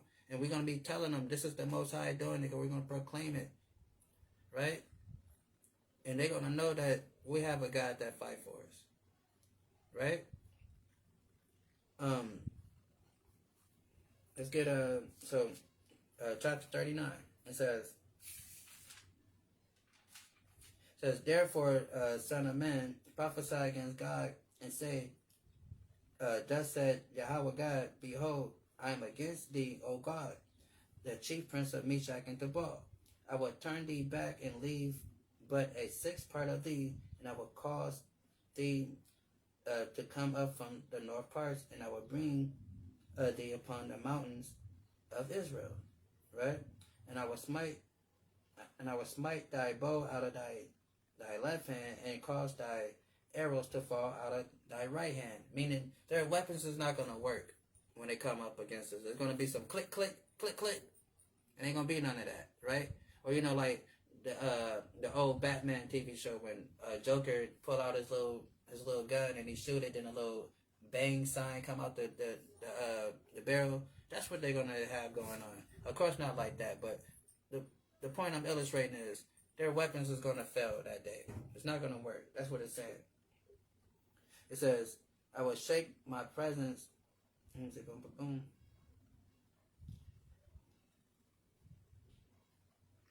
And it says, I will turn thee back and leave a sixth part of thee, and I will cause thee to come up from the north and bring upon thee the mountains of Israel. I will smite thy bow out of thy left hand and cause thy arrows to fall out of thy right hand. Meaning their weapon capability is going to be none effect, right? Because we already read it that we're going to disintegrate these people and turn them into dust, right? And it says, thou shalt fall upon the mountains of Israel, thou and thy band and the people that is with thee, I will give thee unto the rapacious birds of every sort, to go to the beasts of the field to be devoured. So he said, y'all going to come to the land of Israel, but y'all going to die there, right? That's basically what he's saying. And it says, and thou shalt fall upon the open field, for I have spoken it, said Yahweh God. And I will send a fire on Magog and among them that dwell carelessly in the isles, and they shall know that I am Yahweh. Right? So God is like, go ahead. You got something for every last one of y'all. And it says, and I will make my holy name known in the midst of my people. Who's this people? Israel. And I will not let them pollute my holy name anymore. Meaning he's not going to let how we've been getting treated for the last 2,000 years. It ain't going to be going on no more. Right? And it says, and the heathen shall know that I am the Lord, the Holy One of Israel. Right? And it says, behold, it is come and it is done, said the Lord God. This is the day whereof I have spoken, and they that dwell in the cities of Israel go forth and shall set on fire and burn the weapons, both of the shields and the bucklers and the bows and the arrows and the handshaves and spears, and they shall burn them with fire 7 years. We're going to seize all their weapons, and we're going to melt them down. We're going to burn them, and they're going to give it to us. They're going to give us their weapons because they're going to know that we have a Yahweh Shai. And they're not going to want to fight with us because we have a black man by the name of Jesus Christ right next to us. So when we say give us your weapons, they're going to give it to us because they can't fight us. They're going to know they can't fight us because we just disintegrated all the armies of the world in the valley of Jehoshaphat, like we just read in Ezra. So they're going to be, you know what? Take our weapons. Like we read in Isaiah, let's get it real quick. I ain't got to paraphrase it.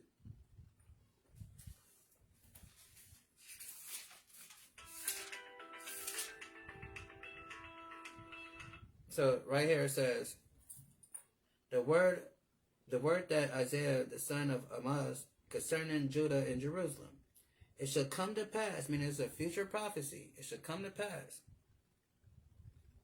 It shall come to pass in the last days that the mountains of the Lord, the mountain of the Lord, the house of the Lord's house, shall be established in the top of the mountains, and shall be exalted above the hills, and all nations shall flow into it.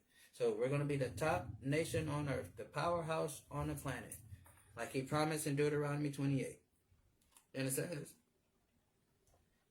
and people shall go and say, come ye and let us go up to the mountain of the Lord, to the house of God of Jacob, and he will teach us his way. Right? So, and we read about this in Isaiah 60, right? And you keep reading in that chapter, again, this is a forced conversion. These people are not coming because they just so happy to come. Because we also read, if they don't do it, they will die. Okay? So, it says, and many people shall go and say, come ye, and let us go to the mountains of the Lord, to the house of God of Jacob, and he shall teach us his way, and we will walk in his path. Out of Zion should go forth the law and the word of Yahweh from Jerusalem. And here's the point. And the people should judge, and he should judge among the nations, because that's the valley of Jehoshaphat, when he destroyed these nations, and he destroyed them. It says he should judge among the nations, and shall rebuke many people, and they shall beat their swords into plowshares. Right? Like we read over here, that they that dwell in the cities of Israel, says, they that dwell in the city of Israel shall go forth, and set fire and burn the weapons, both the shields and bucklers and bows and arrows and hand shaves and spears, and they shall burn them with fire 7 years. So over here it says, and they shall judge many nations and rebuke many people, and they shall beat their swords into plowshares. So they're going to get rid of their weapons. They're not going to have their weapons anymore. There's not going to be no need for them to even pick up a weapon to fight, because who the hell are they going to fight? Because we are the Israelites, and we got God on our side, and we got our King Yahweh side. So everybody going to act like they got order. They're going to act like they got some sense, right? They're going to act like when daddy's home, right? They're going to act straight. They're going to act like they got some sense about themselves, right? Because Papa don't take no mess, right? And it says, and he shall judge among the nations and rebuke many people, and they shall beat their swords into plowshares and their spears into prune hooks. And nations shall not lift up sword against nation, neither shall they learn war anymore, because it ain't gonna be no point, right? So they're not gonna want to fight anymore, right? All that fighting, all that war, all that stuff is gonna be over with. It's gonna be a utopia. We finally gonna have peace on earth, right? When all this happens, right? And I think that's what everybody wants, peace on earth, right? And that's what's gonna happen. And it says, so that they take no wood out of the field, neither cut down any out of the forest, for they shall burn the weapons with the fire, and they shall spoil those that spoiled them. So, like I said, like we read in Isaiah 14, Isaiah 60, this is not a comfortable thing for them, right? Then, shall spoil those that spoiled them. We should take those captives who took us captives. We should rule over our oppressors. That's what it said, right? Then it says,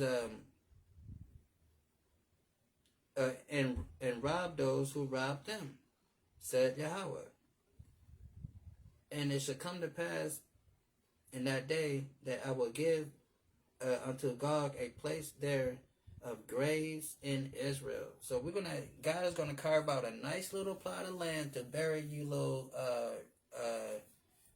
Rosh Hashanahs, right? Have a nice little plot of land to bury them people, right? And it says, and it shall come to pass in that day I will give unto Gog a place there of graves in Israel, the valley of the passenger of the east and the sea, and it shall stop the nose of the passenger, meaning it's gonna stink real bad. Like the smell of you people is gonna stink very, very bad, right? You people already have a boiled bologna water, wet dog sent to you anyway. So imagine it when you no longer got a post, right? So it's gonna be, what it say?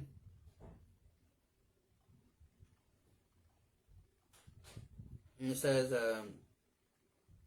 and it shall come to pass that the day I give unto Gog a place where of graves in Israel, in the valley of passengers on the east of the sea, and it shall stop. They shall stop their nose, meaning it's gonna stink real bad, right? They're gonna have to cover up their nose for the scent.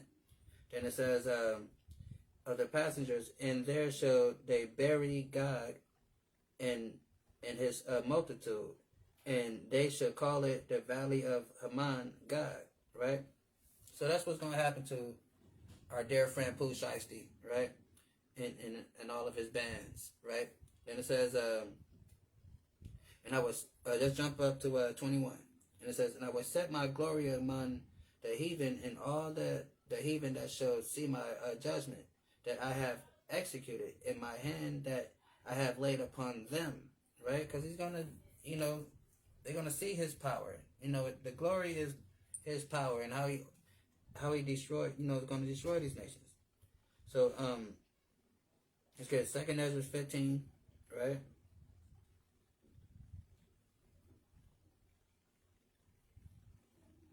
Second Ezra 15 and 11. And it says, but I will bring them with a mighty hand and a strength out of arm, and smite Egypt with plagues, as before, and destroy the entire land thereof. And of course, this is talking about America, because America is called spiritual Egypt in Revelation. So it said he was going to smite them with plagues, and said I would bring them with a mighty hand and stretched out hand, and smite Egypt with plagues. So he's going to take us out of this place, America. That's why what we read in Jeremiah talks about this being a second Exodus. So he's going to take us out of America, and he's going to destroy these other nations. He's going to hit America with all these types of plagues. And the final plague for America is thermonuclear fire, right? That's the final plague.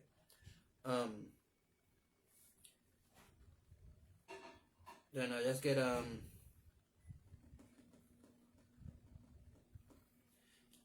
back over here. It says, so the house of Israel should know that I am the Yahweh, their God, from that day forward. So we're gonna know when we see God, because we're reading what's gonna happen. So when we actually see this come to fruition, we're gonna be like, wow, that is our God.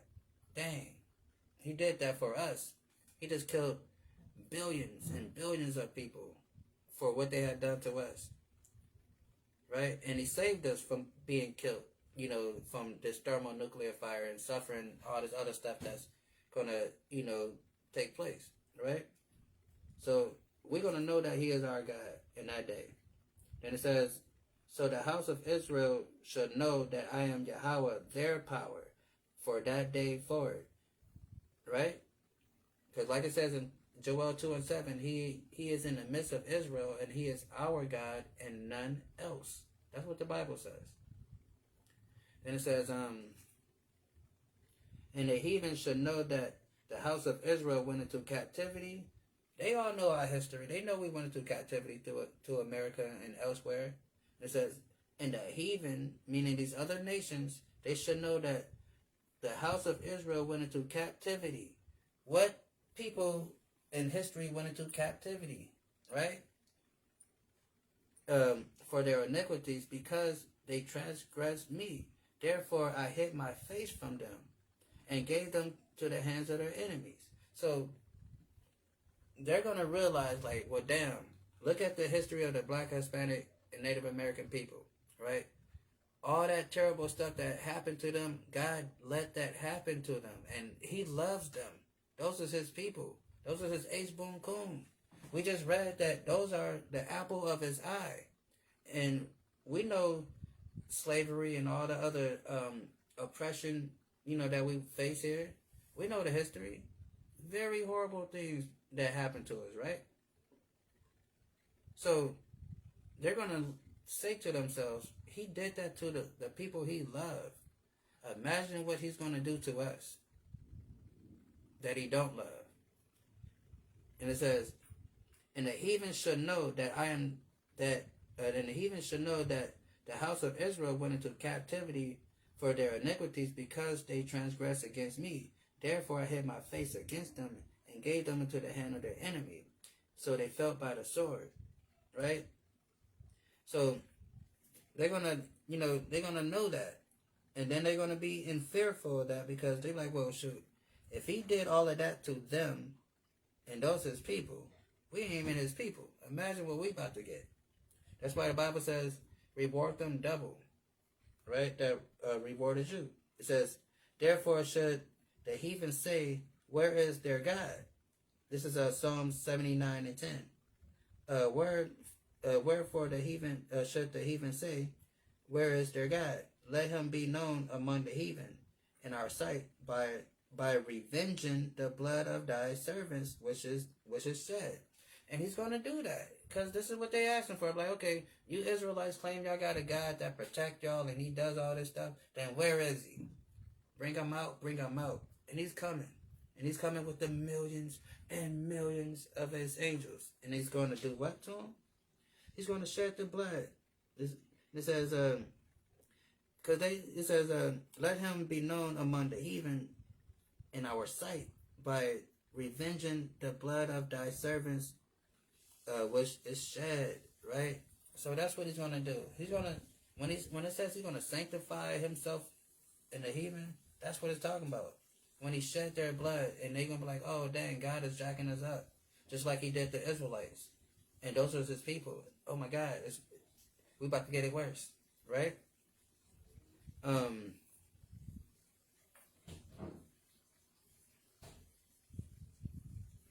me see. Let's see.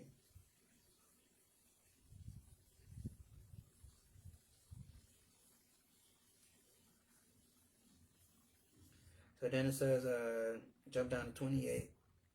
Then it says, then they should know that I am Yahweh, their power, which caused them to be led into captivity among the heathens. That's what happened to the real children of Israel. Not those people with the little stuff hanging from the side of their head and the little cup coasters that they strap on the top. Right? Not them. It says that which caused them to be led into captivity among the heathens, but I gathered them unto their own land, and I have left none of them any more there. So he's gonna, no matter where we at, no matter if we're in some far off island somewhere in the Pacific, he's gonna make sure he get us and bring us back to the land. Just like we read in Deuteronomy 30, where it doesn't matter how far we scattered on this planet, he's gonna bring us back to that land when that time happens. Right? Then it says, I will gather them unto their own land, and have left none of them any more there. Neither will I hide my face any more from them. I will have pour out my spirit upon the house of Israel. Right? It didn't say the house of the whole humanity. Because this is not a book for humanity. This is a book for Israelites. For us, by us, right? Just like any book, like I said, you go to Egypt, you pick up their history stuff, it's about them. You go to China, you pick up their Tibetan Book of the Dead, it's about them. You go to India and read their Mahabharata text, it's about them. This is about us, right? And it says, neither will I hide my face anymore from them, and I will pour out my spirit upon the house of Israel, said the Yahweh power, right? That's what's going to happen, right?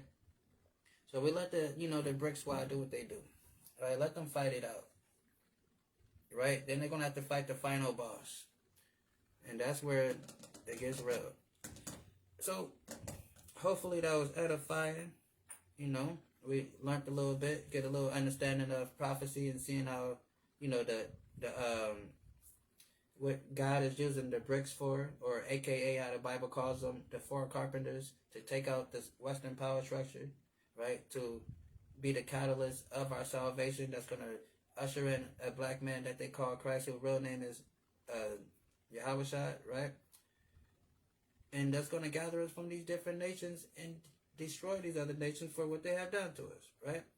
So that's the coming, right? So that's why we can rest assured when we see all this stuff on the news, we know what's happening. So we just gonna sit back and let it all play out, and just call it like we see it, right? So until then, I'm gonna say shalom, peace. I'm out. Until next time.